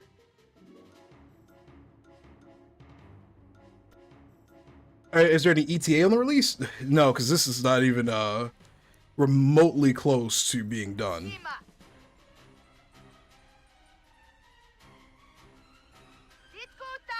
Like we got a ways to go with this. To be perfectly honest, we got a very long way to go.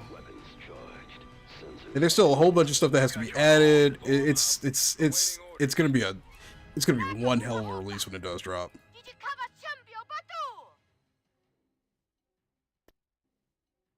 About 1/4 of the total roster? Jesus Christ. Let's read this crate gunship while we're at it. Very large unit, expert dogfighter, heavily armed, advanced armor, high capacity shielding.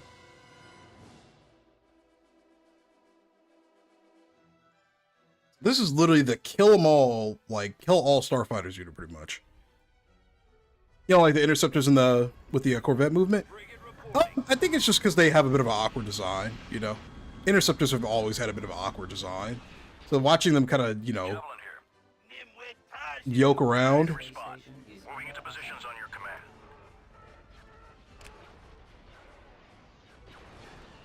Thrusters active. That definitely did some damage. Copy. I'm set. Javelin standing by. Okay. We got PT gunboats over here as well, doing their thing. Reporting. 2024. Target. Hey, man. Hey, if you jinx it, it's not my fault. Just saying. All systems are go. We've got you on the hull of it. Yeah, let's actually secure this. You know, half a year's a rough estimate. That's a generous rough estimate. This thing looks fucking cool, dude.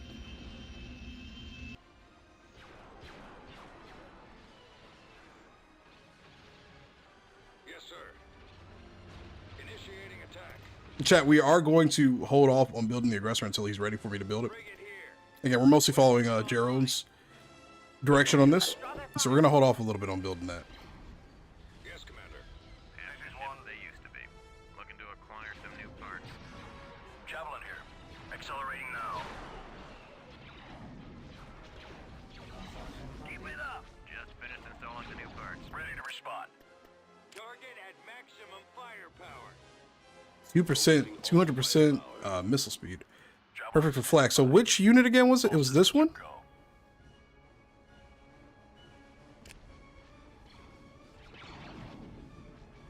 Well, these aren't popping shots at us right now. We've got you on the hull of it. Need a really big gun. Oh yeah, that literally goes directly towards them, which is pretty cool. Weapons charged. Hopefully the AI doesn't break near the release. Yeah, I mean, I think I'm confident that everything like that's everything related to that's probably gonna be taken care of by then. And just think, we haven't seen even remotely all of the units yet, which is nuts. We already have a pretty nasty selection of things to kind of play around with to begin with. But the fact that we haven't even seen everything yet is unreal, in my opinion. Let's move out.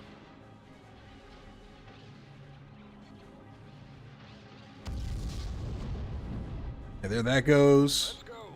Keep going. Let's secure this. To respond. Uglies here. Acknowledged. Carrick, man, he did his fucking thing when he designed these. Like, obviously, we're always going to be here for the technical aspects of everything, but damn, he did his thing when he designed these ships, dude. Scanners on. He did his fucking thing, man. There's no better way to describe it than that. That's some work that was put into those units. That's legitimate love and care right there. We'll build a variety of things. We should probably buff up our units too while we're at it. Free What's up, Maxim? Welcome to the stream, dude.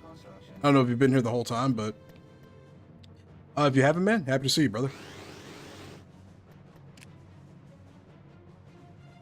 Ooh. Awaiting your command.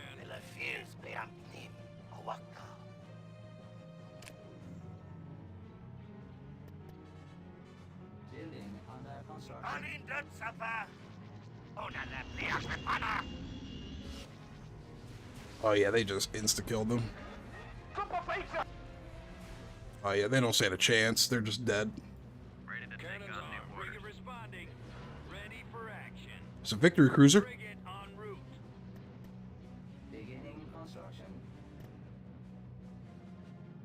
You just joined in?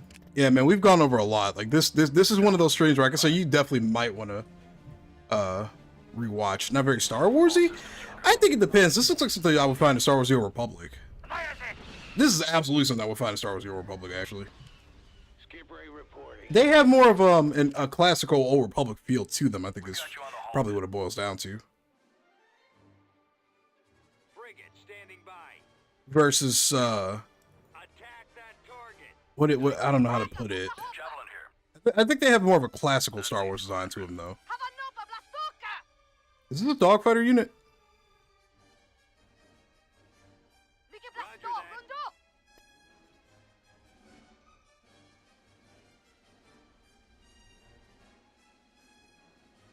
that. Yeah, that's a good way to put them. Awaiting orders. Okay. I wonder where Gerald went. Javelin standing by.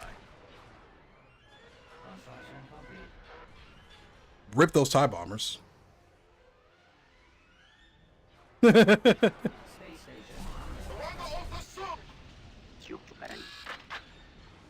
Oh yeah, these TIE bombers are toast over here. Yeah, they're not gonna last very long. All systems are go. What are you looking at? All right, let's go. Copy. We got you on the hall. Okay, let's start moving up center field right here. Constructing. Engines activated. Hope dies fast. Or dies last. I don't know if that was intentionally meant to say last or fast. We do have some new units though. So we have the Super Fighter. I always like calling it that. Very large unit, heavily armed, high capacity shielding.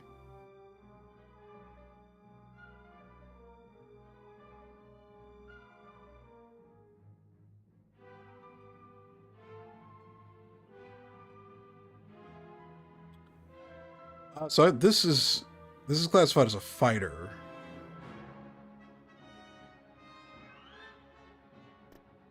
Yeah, we're gonna have a lot of content to work with here.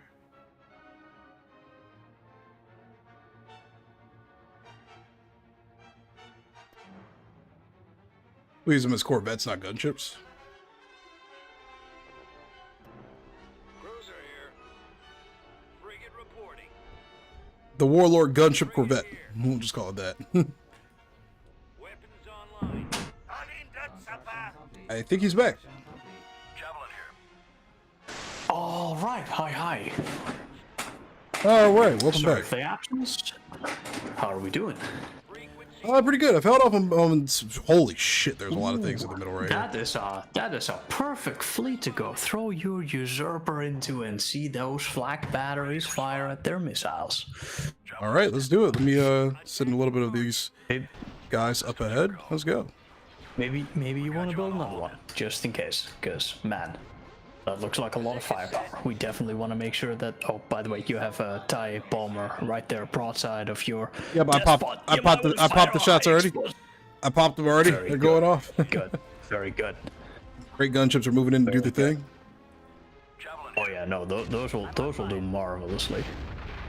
Frigate standing by. Fire at will. Let's see. We should be able to hit that group. Ooh. I missed a little bit. Boom. Sir, have you tried that particular round against a bunch of TIE fighters yet? Because they just vanish. It's great.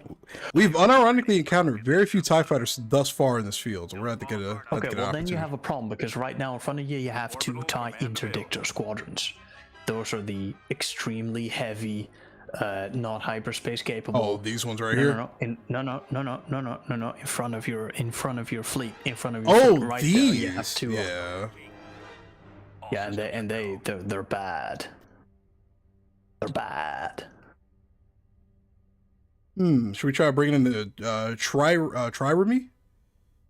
Oh yeah, okay. Can't hurt. Can't hurt. Targeting. Actually, we should be okay. Well, wait a minute. Firing. You know, as with all things Empire at War, it never hurts to go throw more units into your dog pile. But the point is, these units are pretty effective even without you throwing them into a dog pile. That's what I'm noticing. I don't have to be fully reliant on them or on my micromanagement skills. Ready to respond. I see you have some sexy Interceptor 4s right there. Yeah, they're doing their thing. Have you taken a closer look at them yet? These I have not taken a visual look at them, but wow, they all of these look fucking incredible. Also, I like new engine particles on them too. But mostly, Sure. Can you do me a favor and have a look at the Interceptor 3 again, like a real close look at the Interceptor 3 ones? yeah. Yeah, right there. Be brave. When you're done having a good solid look at those boys, have a look at those boys. See if you notice the difference. Yeah, are we talking from a visual standpoint? Yeah. I noticed an immediate difference from the color from the coloration to the fucking the guns on the Do you see that underside. missile launcher in the front? Oh, it rotates. That missile launcher at the bottom? Oh, yeah. I'm with you. Do you see the additional armor in the center section of the ship? Oh, so there's a literal. Oh, okay, I get where you're going at now. There's a literal visual implication on that it has more armor than its predecessor. Sir, if you look at the front of the ship, just a quick look at the front of the ship there. Yeah. There's literally plates around the bridge. Exactly. This is an entirely different model, sir. I do like that though. It makes it more believable that it's a stark upgrade from its predecessor. Actually, let's take a look at the Interceptor 3 again. Yeah, this one's less armored. It's skinnier, all around. I like that.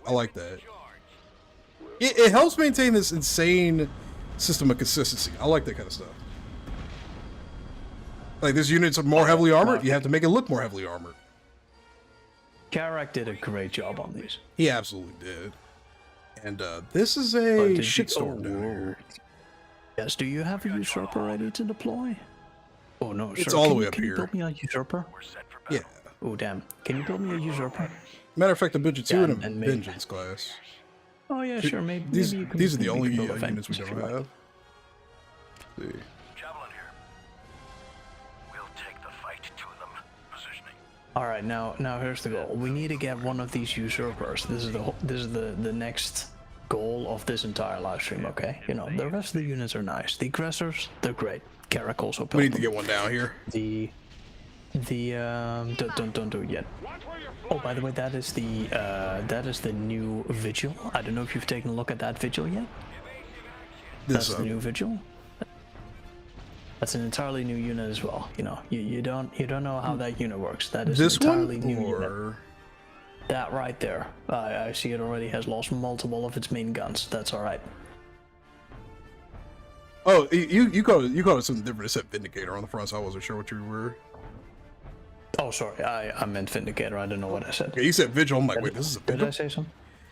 Oh, no, sorry, my bad. No, I meant Vindicator. Anyway, the entire goal of this entire thing is now for that usurper to get some shots off on some of these heavy ordnance. So why don't you try to... Yeah, perfect. Get that right next to one of those victories. And then the moment that fires one of those... Stop. Pause. Okay, here's what you do. Stop.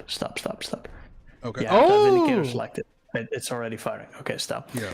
Go to the back of that missile barrage. Go to the back. Okay, yeah, target that missile right there. Okay, I've never seen this before. Okay, don't worry. Center of the camera. Center of the camera.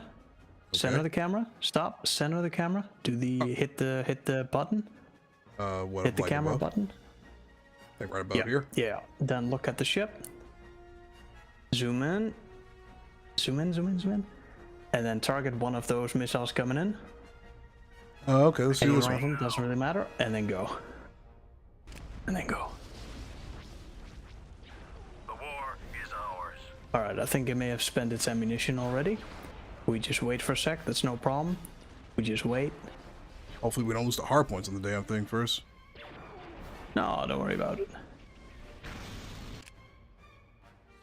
Got them all. Alright, there we we'll go. target that Target badge over that. there. See it, Let's yeah, go. right there. No, that's not the weapons. That's not the main guns. Wait. Wow. We're gonna have to rebuild another set. Sorry.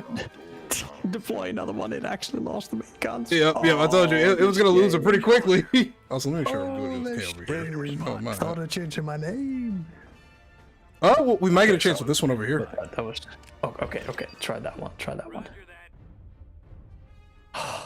I can't. Make sure we don't lose a lot of money. Sorry. Listen, I'm sorry, man. No, you're fine. You're fine. Okay. Just send the camera again. We need to get the best shots of this. Send her the camera. Yes, right there. And then, okay, fire one of those missiles. We're set Or for one of those. Yeah. Go. I've got a It's like shooting. This is. Oh my fucking god! It's not showing the fucking particle effect. Oh, I'm getting very extremely triggered. That's right fine. Let's now. try Hang calling on. another one. We got plenty of ships over here to work with. Well, there are more victories over here. I think we'll just call it in over here. Okay, you go do that, and I'm diving in a Microsoft Visual Studio Code because some fucking projectile is not fucking showing when I'm very triggered. Look at a couple of things out here while we're at it. There's trouble now. This was the thing. Javelin here. awaiting orders. Projectile is right. Okay, let's see if we can hit these ones, baby, right here. They're flying ahead of it. Okay, you go do that and tell me if you see Yeah, some fucking. they're kind of just like projectiles fly. sputtering on the front of the ship here.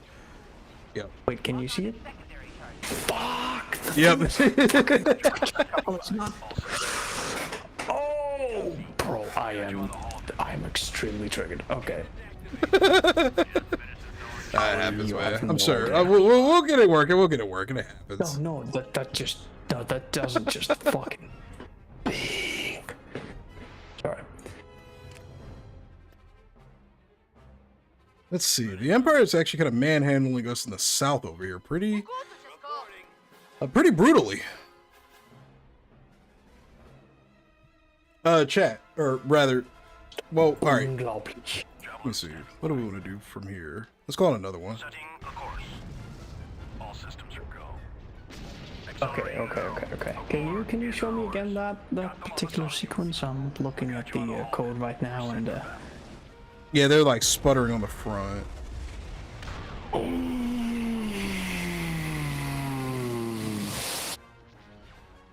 Javelin here. you have any idea how long I spent getting that particular thing to look right, only to now find out it doesn't show? Okay, so I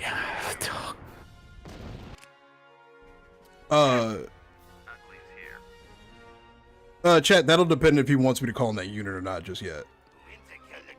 no, this is what I want you to do, sir, and I Okay. promise you it will be worth it. Okay. I want you, and I'm very sorry. I have the time. I don't know. Do you, sir, have the time? What do you want me to do? Do you have the time for another, say, maybe 20 minutes? Sure. Oh, okay. Would you like to? Would you like to spend set time here today to see the sickest thing probably you've ever seen in this game? Sure. All right, then I want you to close this game right now. Chat really wants to see and this I'll very aggressor. much Do you care if I apologize. call this in or not? I want you to quit this game, and I want you to put in this file that I am going to send you, because I'm gonna show you the sickest fucking thing, and the fact that it doesn't work fucking kills me. This is what it looks like in the SEO update channel. I'm gonna Oh. resave the file, Can I open this picture here? and I'm gonna fucking send you this, and I want you to see this in game, because I Okay. worked to get this ready. and we can get this ready. It just requires a game restart and a particle. Oh wait, Hang on, just a Grundle sec. sent me a link to when it worked the first time on your Twitch stream. That would work too. Okay, you want to just do that? Fine, if you want to open the link, that's fine. Just make sure you see it because Yeah, whichever works Fuck. best. Let's see.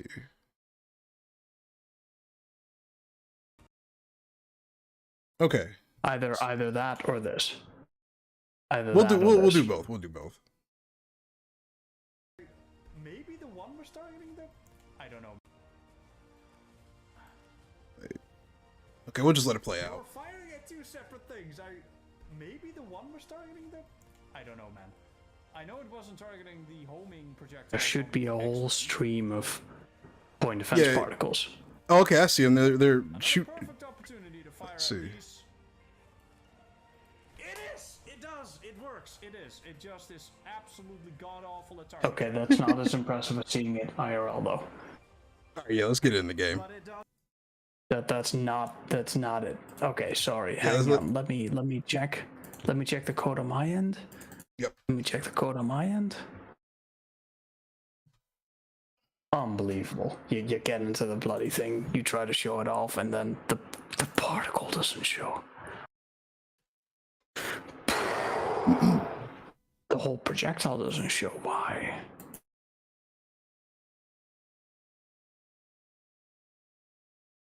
Let me see. But yeah, I do have a little bit more time before we have to call it a day in a bit. Alright, I appreciate that.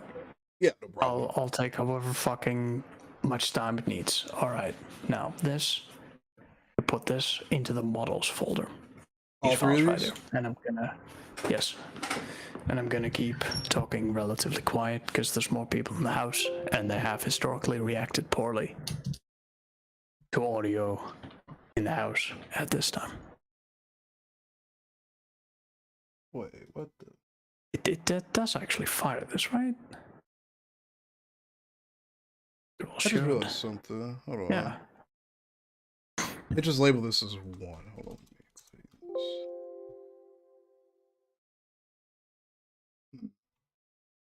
Okay, just drop that in the models folder. No, what I was running into an issue was it didn't for some stupid reason didn't ask if I wanted to overwrite the existing model or the existing one.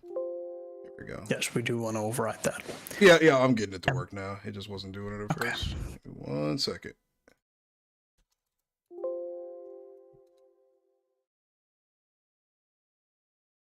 And then let me just remove this because it duplicated it by accident because for some stupid reason it just did that.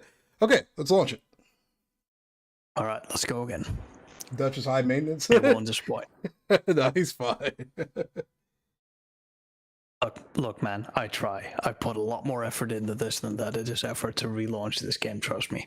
Well, I mean, Gruss, you know that. You've been here on that stream where we went through the PD system. You know how many hours we spent on this. We'll just like turbocharge through it and then get to the building point. Yes. We'll do so. So we're gonna need do we need can we build the like regular shipyard? Do we need a heavy one?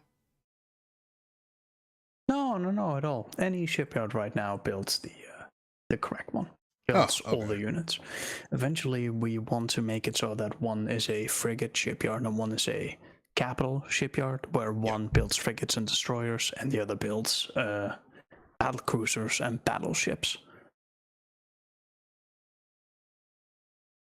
But right now, for testing purposes, any shipyards build all classes. Yep, no, that makes sense. Guys, by the way, if you are enjoying the stream while we're waiting for this to boot up, be sure to leave a like on it. It just helps with the algorithm of it pretty much. We had a lot of people in here today, and this has been an extremely fun endeavor. I actually have no idea how many views we've had or how many people we've actually overall had in here. But this has been one hell of an adventure so far. So, yeah. Let's see. Have you yourself been enjoying it so far, Jay? Absolutely. It's always nice to have something new to do with Empire War, especially when it's more than just, hey, we added a pretty new thing. Like there's actual playability here. Some new. It's fun. I'm having a Wanna good try time. the Alsoc outpost? Yep. You know, then we'll just slap the Empire on really quick. Maybe give yourself an AI ally. Sure. And the enemy, of course. Listen, Come we're not on, we just starting a we were here to 2v1. abuse the Fair Empire. Fair fight. All right, let's go.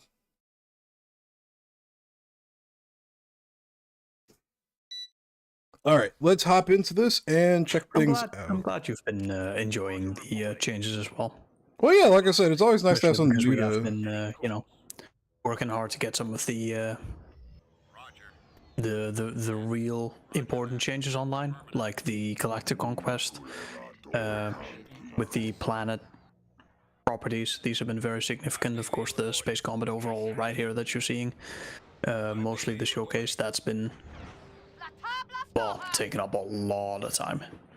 Well, yeah, man. Like I said, it Right, so the hideout does give you a lot of income, but it doesn't allow you any defensive capabilities. It doesn't have any defenses such as the shipyards. Gotcha. Okay.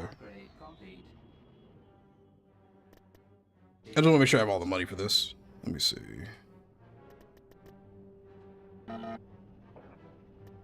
Are you muted perchance? Are you talking right now? I'm not talking. Cannot I'm just. hear you. Can you hear me? Testing. Can you hear me? Can you hear me? He might need to restart his Discord. Can you hear me? Upgrade in progress. I can see on Discord that you're talking, but Chat, are you guys able to hear me? You guys can hear me still, right? Yeah, chat can still hear me. Let me try disconnecting from his Discord call. I can't actually hear you. Let me rejoin this really quick. Can you hear me now? Can you hear me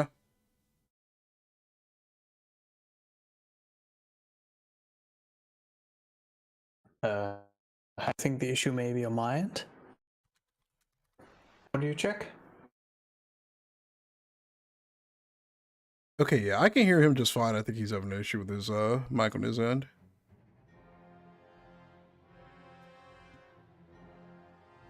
Alright, hang on. I think this is an issue on my Ready end. for action. Yeah, it's an issue on his end. Yes, alright. There we go. We're back. I'm so sorry. Fine, Okay, man. now listen, are you ready for a tale of audio quality? Now, you run a separate streaming PC for your stream, and I respect that, it is good. But this is how I do things, alright? Okay. This is how I do things. I run a program called APO Equalizer on my entire PC that basically runs an equalizer across every bit of audio that comes out of the PC, including YouTube, movies, whatever. Alright? Now, what I do is I run a 4K TV that is attached as a third monitor to my PC. Then I run that TV, that 4K TV through that audio equalizer, and then I have some wireless headphones, some wireless earphones that I attach via Bluetooth to that TV. So you got the equalizer, APO equalizer, you got the 4K TV, and then you got those wireless earphones. And then when either one of those systems fails, my entire audio is dead. That sounds very complicated. It does, but when it works, it creates the most mind-blowing audio experience ever. Also, you really want to get rid of that Vindicator right now. You know, your Mac Pulse missiles have killed it. That's great. Yeah. These are just gotta send some stuff to clean it up.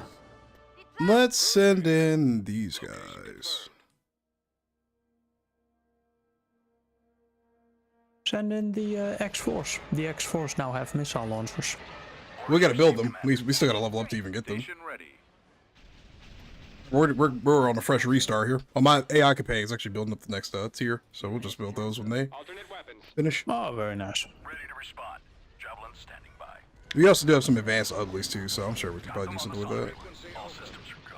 Oh yeah, no, listen, those advanced uglies, those have those super OP B-wing variants. Those will be able to Ready for action. solo like frigates, destroyers, maybe capital ships. Javelin here. Okay, I'm gonna build up a couple of the usurpers really quick. Let me get a few of those rolling as well. My AI companion is literally building everything. Holy cow. Yeah, the AI doesn't fuck around. The MWI has worked for a long time to get the AI to a good point, and by his good graces, it actually functions.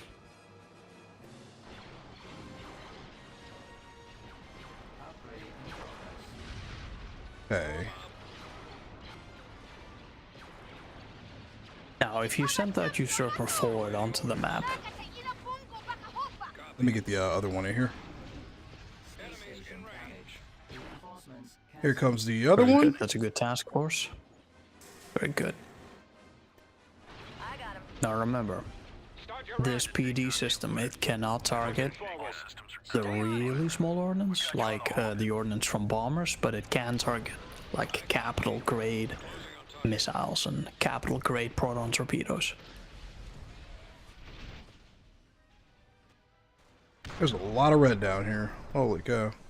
Handful. I'm trying to use this. Very good. Hit the high explosive button. Hit the high explosives. Oh wait, it targeted a different squadron apparently. Interesting. We got a tier. We got a big ass star base now. Let's go ahead and get some of the interceptor 4s going. Oh yeah, those interceptor 4s. I made a mistake and didn't put the turrets down here, so that's all my fault. Okay, that's fine. All systems are go. Do you have any music running on your stream? Yeah. I just don't have it set to. I just have it set to screen share. Oh, hello. Oh, okay. Oh well, perfect. That is the perfect example. All right, let's fucking go. Let's get some PD targeting system over 5. here. Yeah, let's get them over there. Let's get the usurpers down there. Ready to respond. Let me get them to turn around. We're set for battle. Oh, I want to see this so badly. You have no idea. Oh, it's still stuttering. Space station under attack. Yeah, it's still stuttering though. Swear to God, I installed it. I did put the files in there correctly. All systems are go. Do you know how many hours I spent getting this specific system? Yes, Commander. We need to break off. We've got you on the hall. Oh boy. Yeah, and I placed them in there correctly. Well, but No, I trust that you did. I trust that you did. Unit cancelled. Oh, that's supremely frustrating. Javelin here. does it work when you load it up? Like, were you able? Would you be able to try tonight and see? I can try it fucking right now. I can fucking boot up OBS and I can fucking stream it right the hell fucking now, and I fucking will right now. Ready to respond. IPV reporting. Hang on. Well, we are winning the battle, which is important. That's all my warheads.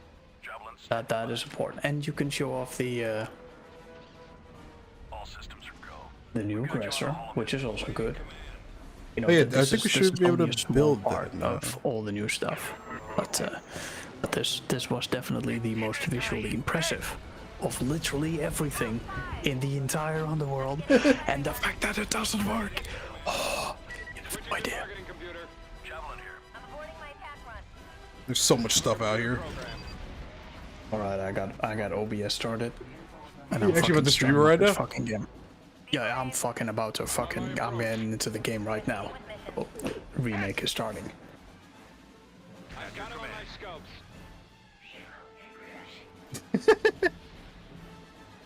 Now I understand it, Fuck man. this game.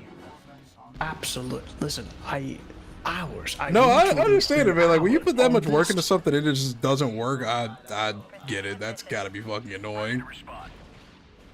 Training weapons on target. Watch your six. This weapon, this specific weapon on this specific ship, I loaded the same test map up with this weapon on this ship, and I fucking. Accelerating now. And then you get to show it off, and then the projectile is just missing.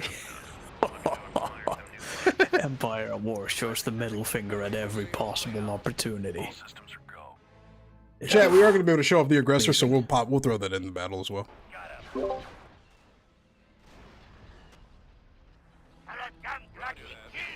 Initiating attack. We got you on the hall.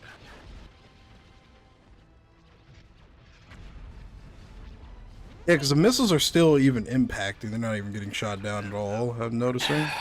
Yeah, that means the projectiles themselves are not firing properly. I think I know what that's about. At least I want to say I think I know that's what that's about. We'll have to see. Hang on, I'm in game right now. I'm in Empire War right now. I'm starting this shit. I'm gonna figure this out. The new aggressor is like the I'm old not gonna aggressor, ask you except to it restart ate the aggressor and did steroids. That's what Grundle just described the new aggressor as. Look, the new aggressor just has the appropriate weapons, such as the siege ion cannons and the siege turbo lasers, and yeah, the appropriate caliber weapons. That's all it has. Got them on the sonoviewer. Half the ships they used to be. All systems are go. I'm open on this side.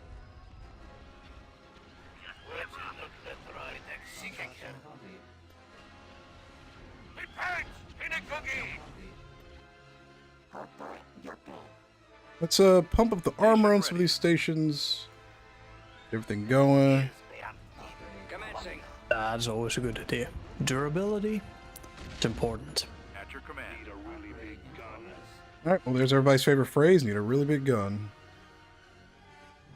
Need a really big gun. All right. Don't get no more American than that, boy. I tell you what. Just finished installing the new parts. Javelin here. We're set for battle. Main cannons powered. Ready. Well, Lock on the primary target. How are the guns? here we go. We're about to see it. I'll take number 3. I love the way this. That's when we reach. Holy shit. I'm aborting my attack run. Weapons ready. Yeah, no, it hurts. It hurts a lot. Jesus Christ. Good.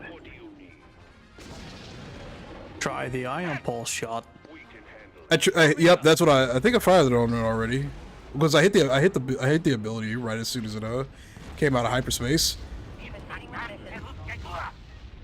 Holy cow. We're gonna need to find a bigger target for this. Let's go down here. We'll go down to the south. So I don't know why my AI companion has so many Vengeance class frigates down here, but I'm not complaining. AI loves their vengeances. They sure do. Alright, Gerald's apparently gonna stream his POV to see if he can get the Yeah, no, just real quick. Sorry, this is not to interrupt your stream or to, you know, take over any of the viewers or whatever, but I just want to see this shit fucking... want to see what the problem is, and I want to fucking fix it right the hell now, so... Again, I've spent a long time on this effect. No, I understand, man. Do what you gotta do. Moving into positions on your command. I will not judge and or stop. At maximum unit capacity. Thank you, sir. All systems are go.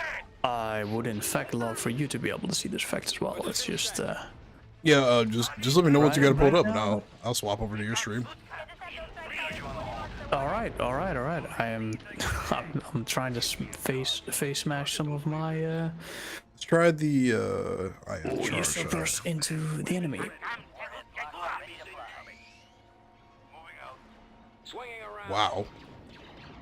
I've got him disabled. It's like a mass drive around from the ion pulse shot. It's like a Oh, yeah, mass no, accelerator that's cannon one from like attack. Halo. Holy shit. Yeah, that is what it is. Oh fuck! I tried to jump in one of my usurpers right into the enemy victory, but then I forgot that there was an ISD-1 waiting there as well, and then it just completely destroyed the point defense cannons the moment I warped it in. That was a complete failure. Should I switch over to your POV really quick on your stream? I mean, if you'd like, you. Well, yeah, can. you want I am trying to show it off, right? I definitely want to fucking show this shit off. It's just I need to see this function. Let's switch Alright. over to his really quick. I got a whole bunch of.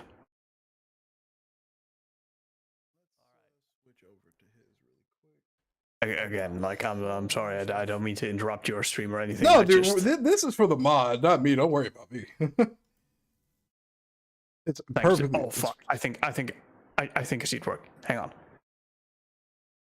No, it doesn't. Oh fuck you! Fuck you! What did I do?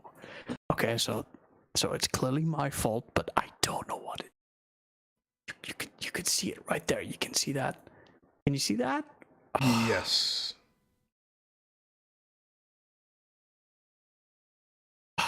Okay. Okay. Now, I know. Hang on, just give me a second. Do what you gotta do, man. Blast range, exterior victims. Listen, man, I'm sorry. Again, I don't want to like interrupt anything, but I've worked on this for a very long time, and I want it to work so badly. Fuck. I mean, how about Is this? this Do you bullshit? want to try to get it working again, and then we just reconvene for like another, completely another stream, and try to get it going again on there? Respond. I mean, if you'd be all right with having another stream of Remake, I mean, Absolutely, like, because I'm everybody's been not enjoying this. hang They want of to see it. more of the combat anyway. So like everybody's, Yeah. yeah. And would you like to see more of the combat? Yeah, what the fuck? I'm having a ball with this shit. Roger that. All right, well, then I'll be more than happy to have that as well. Now, And what's plus, this that'll shit that'll fire? give you What's time it to fire? like figure out what it is. Fuck this bullshit. Fuck this bullshit. Oh, I hate this fucking fuck video. Fuck. All right. Listen, so this game, it's a very cruel mistress. Yeah, man. Let's reconvene Okay. for it, and then we could just try to figure out whatever the Let's do issues this. are. Yes, let's do that. I think I just found it out. Fuck this. Fuck. Okay, no. And now it works, of course, with the fuck intro. Okay. Oh, is it actually Yeah, working? no, let's do that. No, yeah, it's kind of working, but I don't know what the correct values are. Hang on, I can probably. I definitely don't think I can start another run though. I gotta start getting ready for work in a little bit. No, I understand. I'm gonna try to get this running, and then that's also gonna be the end for me. I also really need to stop. Oh no, I think I got it. Maybe. I'll pull up your stream. We'll see if we can get it working or not. All right. I'm building some more of these units. I think these guys are all out of their requisite hard points. Yeah, the enemy's bringing in.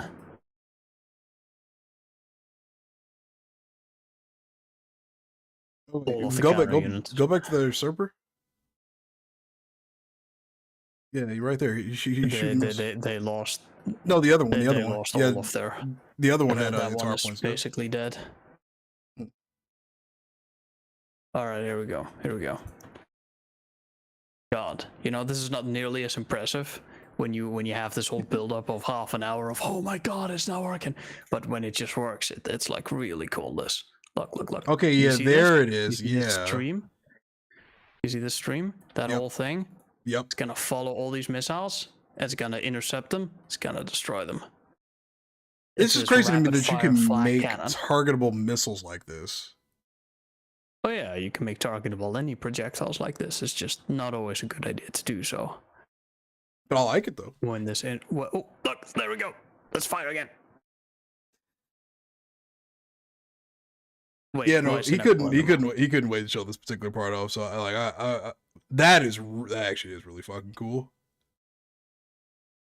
How much The work missiles did are you? blowing up?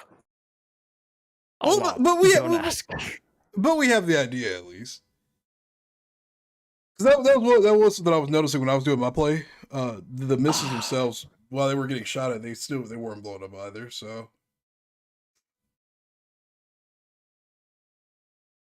I did see that I need to put a bit more damage into these projectiles.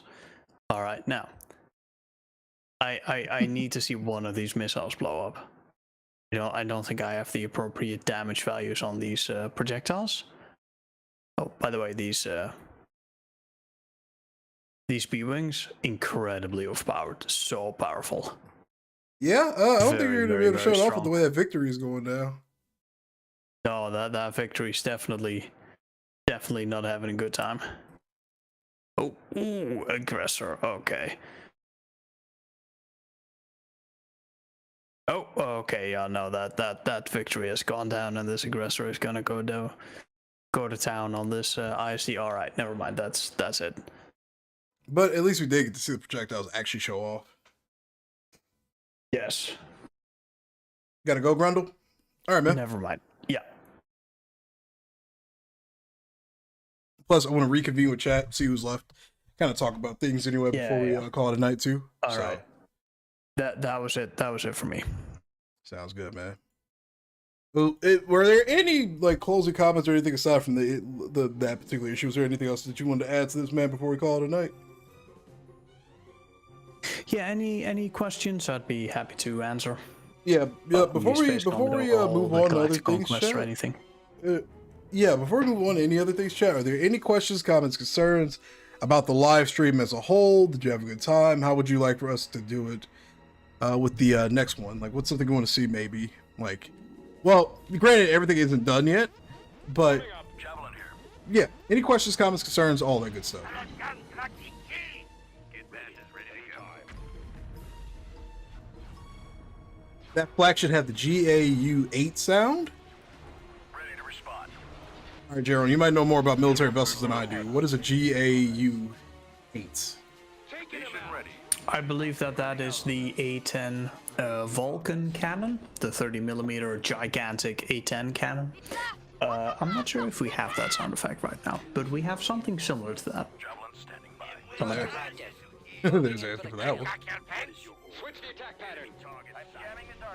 I guess we can kind of finish up here, try to get rid of what's left of this Imperial task force. Got you on the hull bit. You gonna let me shoot or what?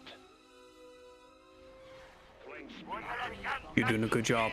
Get one of those aggressors on the starbase, and it will be able to siege it out. I get it. And plus, we're manhandling what's left of the Imperial forces anyway, so this should be a piece of cake from here on. Oh yeah. Let's Head home before your ship falls apart. Suppressing designated do another aggressor too.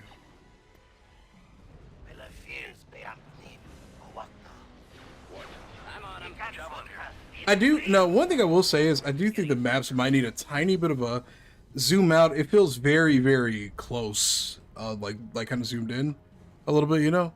Like I know that's definitely for so you can see more of the particle effects and everything, but it is a little hard at times to kind of see all the units you've got in the surrounding area because of how zoomed in you are just a little bit. But that's the only complaint I have really. And if it makes things suck, then I wouldn't complain about it really, or I won't really, you know. The idea behind the more zoomed in camera was that you would be able to see more of the smaller units. Like we are trying to make smaller units like frigates and corvettes more viable. Makes sense, yeah. And make these smaller groups of some frigates, some corvettes into a viable task force. And the idea was if we zoomed in the camera if we zoomed in the camera slightly, then it might appear more visually viable. Makes sense. Give me a target. We can change that though. That's an Would extremely it be something easy you could change to probably make. have as like optional? Would it just be like one of those things you could make like an optional mod for? Absolutely. Yeah. Absolutely. Station ready. I feel like that's probably the best course of action. Just have an optional mod for it. That way it doesn't like it still sticks to the vision, but if people really are having an issue looking at things, then they can just kind of opt out of it or whatever. Yes. That's it's a lot of very, victory Star Destroyers. Well, you have a pretty big gun, so go fire at them. You know, the AI is configured to defend their build spots, so they will often park one of these capital ships at one of their mining asteroids, which, as you can imagine, makes it significantly harder to take out. So sometimes they do go kind of crazy with it. So like right here on their main starbase, they have so many defenses. Like they could use these defenses to go push outwards and capture more build spots. Though we have not been able to teach the AI yet to you know, Just be a little take bit these smarter. units that are defending something. Yeah, exactly, and use them to capture new things. All systems are go. Position set. Engines are offline. Yeah, this is going to shit quickly over here.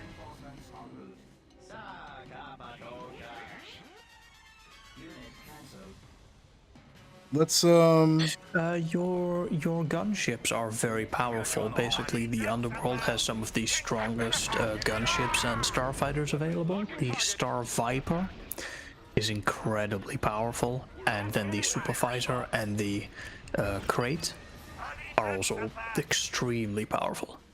At maximum unit They have 2 crates there, I see. Yep, they're already in the field. 3 even. Pushing forward on the throttle. Yeah, that is an incredibly powerful attack force. Like, the Empire's gonna be hard pressed to stop that. Destroy the launch bay. They have so many things over here, man. We can handle it. Let me build actually, chat, we probably are going to call it a night in a few. But let me build see how much progress we can make with this. All systems are go.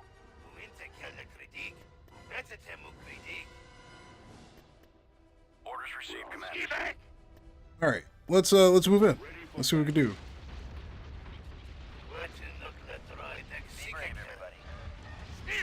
forming up. I'm open on this side.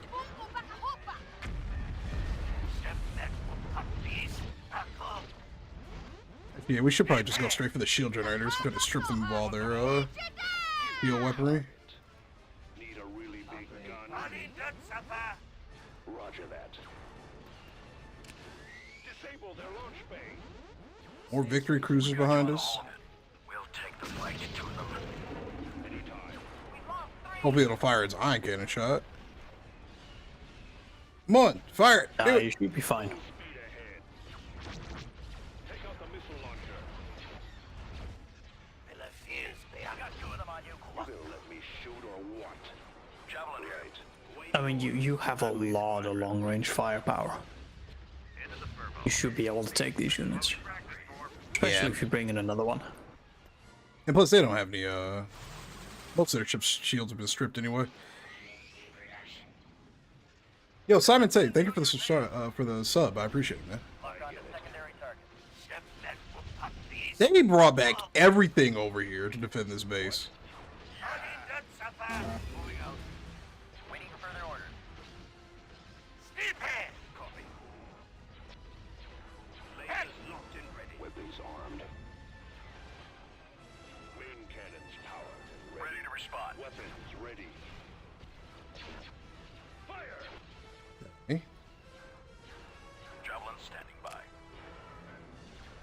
Alright, I think I found and fixed the issue with the point defense projectile for the 40mm high explosive point defense rounds. I think I fixed them. You want some more? I've got him. Anyway, that's for later. Let's see what we can let's do with see. Yeah, you're trying to assault their starbase, I see. Oh yeah, we're trying to win. Do you at all have the idea that you're having a unfair advantage as the criminal underworld? Any balance issues? Perchance? The crate gunships definitely live pretty damn long, but I don't feel like I'm just, steamrolling through them. Like, it feels like there's effort. The crates are doing like 80% of the work right now, to be perfectly honest. They are putting in some. Oh, yeah. They are putting in work. They are very, very strong. It's true. But then again, the Empire and the Rebellion should have their own crate gunship analogs. The K-Wing is a good example. Yep. The Empire does not have any extremely strong gunships, but they have some extremely strong starfighters, like maybe the missile boat and the TIE Defender. The Underworld definitely puts all of their fighter/gunship power into gunships. The Super Fighter as well. I don't know if you've tried the Super Fighter. I have not, but I did see it in the unit listing. Actually, no, I might have built it. Did I build it? It is extremely powerful. It may be more powerful than the crate. Jesus. We'll build 3 of them and see if we can get that far. It is really strong. It has this 20mm flak cannon with high explosive rounds that just send shrapnel everywhere. It deletes TIE fighters. It's terrible. Area damage for days. Especially against unshielded units. The super fighter is just so incredibly impressive. Oh yeah, the crate is lethal. That thing does not die. True. There goes the ion cannon It does shot. not have any shield penetrating firepower, like the crate cannot go through shields, but it does have ion cannons and then these repeating heavy lasers to get through shields quickly, and then the high explosive missiles and armor piercing missiles. It has both firing at the same time. Yep. Can just mop up basically whatever it is targeting. It's very impressive. It's actually a Mandalorian unit originally commissioned from the Mandalorians by the Hutt cartels because they wanted a flagship for their lieutenants in combat, and they didn't have a better unit, so they commissioned the Mandalorians, and they then built the crate gunship for them. Gotcha. Ooh, yeah, these things are lethal. Holy moly. Jay, can I ask you a question? Yeah, go for it, man. If you look at the crate gunship, and maybe you press a little C on that gunship, and you look at it, the white and black color scheme. What do you think about the color scheme? We have an alternative color scheme that is red and yellow, the original Star Wars Galaxy's color scheme. I honestly think it's perfect, but I'm also a big fan of this color combination. Like, I have a lot of clothes that are both a mix of black and white, so I'm a little biased, but I love this. I love this combination. I think it makes it stand out. I think it makes it look dangerous. Okay, we can keep that.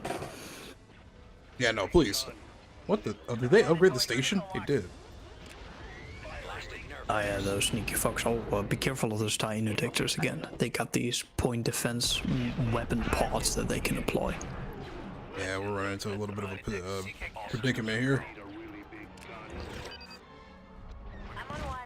Okay, well, that ship's dead. Oh man, they got those Vindicators. Don't underestimate those Vindicators. Listen, they don't have any shield penetrating weapons. They don't have ion cannons, but when the shields are down, the Vindicators can go to town. They got a lot of turbo lasers. Noted. All right. And missiles.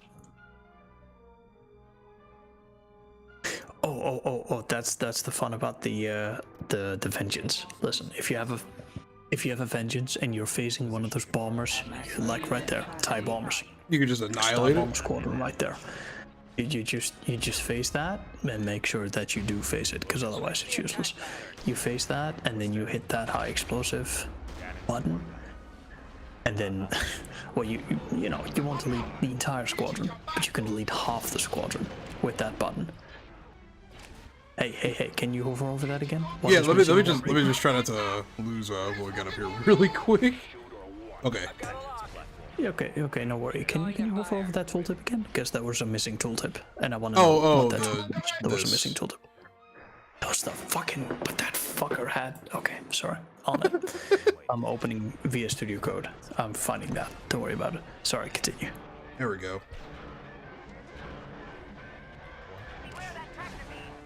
Tear them apart. Jesus Christ, they're dead.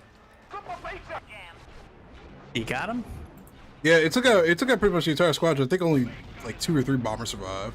Target set, Commander. Yeah, the high explosive 88mm shots, man, they're devastating.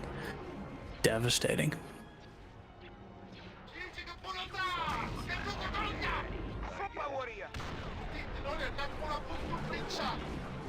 And there is the fucking problem. I like how my AI companion he's just gonna hang it back while I do my thing up here. Yeah. He's letting me do all the work for once. What's next?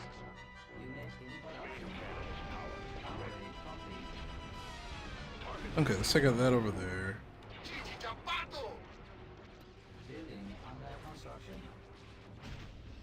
I'm fixing that description problem, by the way, right now.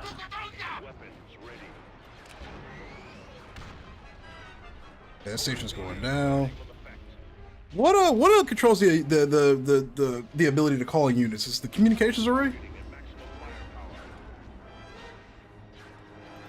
The ability to call in units? What do you mean exactly? Don't stations have like isn't there like a hard point on the station that determines your ability to call in units? Or am I wrong No, about but that? there is an ability on the starbase when you look at the hangar. If you go to your station, don't worry, you've probably won anyway. Go to your station and go find the supply dock and read what that says right now. Extra income plus 10 per second. Yeah. Okay, so this Star Destroyer. That is exactly what it... What? Wait, what? Yeah, okay. That's a Star Destroyer. So yeah, there is a hard point on the starbase that determines the additional income that you have, and that is the supply dock. And the supply dock in the vanilla game gave you a set amount of additional income. And because I recently only discovered that, I was like, what the fuck? Why is that not, you know, more clearly stated in the bloody game? I decided to put that in the description, and I've also decided to, you know, the hardpoint description when you hover over it, and I also decided to put that in the station description. Oh, like fuck, in the... there we go. Oh. We were so close! But that's what stress testing is for. Does this actually do anything? Like, do like collecting information from this? Does it do anything? I don't know. It should send it to Petroglyph. I am not sure if Petroglyph is accepting information on that right now. Gotcha. Okay. Alright. That was still fun though. I actually really like playing as a criminal underworld now. That feels a lot more it feels a lot more doable. But the crates, they really do stay alive unless you have like the proper units to shoot them down. Because otherwise those bigger ships, they are just flying circles around them. Yeah, crates used to be in this gunship category where it would just die too easily, and in several balance adjustments, they were made to have not just slightly more HP, but also slightly higher shield regeneration, so that when you were firing at them with a whole bunch of laser cannons, they wouldn't die as quickly. I think they did the job, and the crate is now surviving, I think, as long as it should. If it is too long, then I will adjust it down. But so far, I mean, unless your experience is that they live far too long, then I would need a few more, you know, gameplay tests from you. I think we'll just really have to kind of test it out and that. just try to see like what happens when they encounter the units that are supposed to counter them, pretty much, you know. Just kind of exactly. So, yeah, because I didn't run into anything that could really counter them. Like those bigger ships, they're always going to fly circles around them. So yeah. But yeah, with this crash in mind, we're probably going to stop here. And yeah, man, I'm looking forward to actually I'm probably going to try to make another video or two on this and see if we can get some skirmishes probably completed, you know, for a video. But I had a blast. Literally some of the most fun Empire warring I've done ever. Like, that was legitimately fun. Well, thank you. I appreciate hearing that. You know, there's been a lot of time and effort invested in trying to get this as good as that it could be, and I hope that I got it down. And I'll continue to make improvements. If you would like to make more content on this, do let me know, and I can probably try to rush through some of the more impressive units. There is an entire class of units I have not yet gotten to code yet, not because I couldn't, but mostly because I haven't really gotten to it yet. It's the you know, right now we have corvettes, we have frigates, we have destroyers, which are like the Vengeance and the Victory Star Destroyer and all that. Yep. And then the battlecruisers, the MC-80, the Imperial Star Destroyer, the Aggressor, and all that. But there's a whole separate class in between all that called the battlecruiser, and the battlecruiser is sort of a mix of the battleship with its incredible amount of anti-ship firepower, this anti-fleet capable unit, along with an incredible amount of speed. Like the battle cruisers would be some of the fastest units in the game. Right. And for the Rebellion, this would be the MC-75, the Radis, sort of. And for the Empire, this would be the Procrusator. The Underworld has an entirely separate class for this, called the Privateer, which has a lot of very high caliber broadside mass drivers. And the idea of these units is that they have the firepower of a battleship, like an ISD-1 or an MC-80, but they are extremely fast, like faster than even a destroyer, and destroyers are very, very quickly. Yeah. Very quick. But they have very little armor. They have very little armor, and they have very little hit points. And you can easily destroy them when they're in the fire. And the idea of the battle cruiser is that they can outgun anything that is smaller than them, but that they can outrun anything that is bigger than them, and that they cannot themselves engage. And the idea of these units is that they can scoot around the edge of battlefields, and they can take their pot shots, their broadside fires, as they move at full speed, and the enemy is not able to catch them before they run out of range again. And there's an entire class of units that I think will really change the dynamic of the combat, but that I just have not really gotten to code yet. And I think that'd be really cool. So if you do want to make more content, I can try to rush some of these units out, like the MC-75. We have a new model by Vinny, which is a really nice new model for the unit. Oh, Procrusator as well. let me pull up that one unit that's in the screenshots channel that looks really, really cool. It was this one. I think I know what MC unit you're talking about. I got that one as well. This thing looks phenomenal. Yes. That is a commission for from Farseer, the man behind Rise of the Mandalorians. And I have that unit. It needs a bit more work for sure. It needs, like, the mod needs a bit of work, but it is. We can also use that, and very likely that will be one of the new warships for the Alliance that will be purely focused on just pure firepower, pure frontal firepower. All right, that's been pretty much it for me for tonight. It is almost it is getting close to 11. I really kind of have to shut down here for tonight. All right, man. I had a good time, and it seemed like everybody during the stream had a good time, man. So this is a very fun endeavor, and I'm looking forward to playing more of it, like legitimately. Thanks, man. I appreciate the honest and the raw takes on the combat and the balance and all the problems that it has. Allows me to fix them, allows the rest of the team to get a look at their systems, and I appreciate the first impressions. Yeah, man, no problem, man. I had a great time. Thanks for just being dedicated and making a quality product, man. Like, this is the kind of shit that I live for. I love it. I really do, man. And my pleasure is all I can say. Yes, sir. Let me know when let's do the battle if you can. Let's try to do the battle cruisers next. But if it's don't take your time, man. Like take your time. I will do my best. I will not you've seen my spreadsheets. I will not compromise on the quality of what I'm trying to create, and that sometimes means that some things they take a bit of time, they take a bit of design work, and they take a bit of just simple raw fucking time, calculate the DPS values of the individual hard points, go over them, put it all together, recalculate them because they were too high, put them down, nerf everything, go back and do it again, and then hopefully better this time. So it does take a while, but hopefully in the end it will provide the kind of quality that I'm looking for, and hopefully I'll be able to keep doing that in the future. And looking forward to doing another stream like this if you're up for it, of course. Yeah, man. Next time we got a next batch of units to show off. Let's do it. I'm down.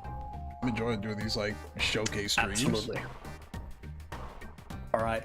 Cool, man. Well, thank you very much to all the people on the live stream. Thank you all very much for watching. Thank Hope you you have guys. yourselves a good We time. appreciate you. Yes. And I'll see you all next time. Bye-bye. All right, ladies and gents. Say goodbye to Jerome. We are going to be calling it a night. That was the Empire War Remake 5.0 early access / early showcase. And I hope you all had a phenomenal time like I did. A lot of new things showcased, a lot of fun things we're going to be able to see in the future. From the balance to the designs of everything to the Galactic Conquest, that was just a ball overall. So thanks for watching, guys, and I'll see you in the next stream.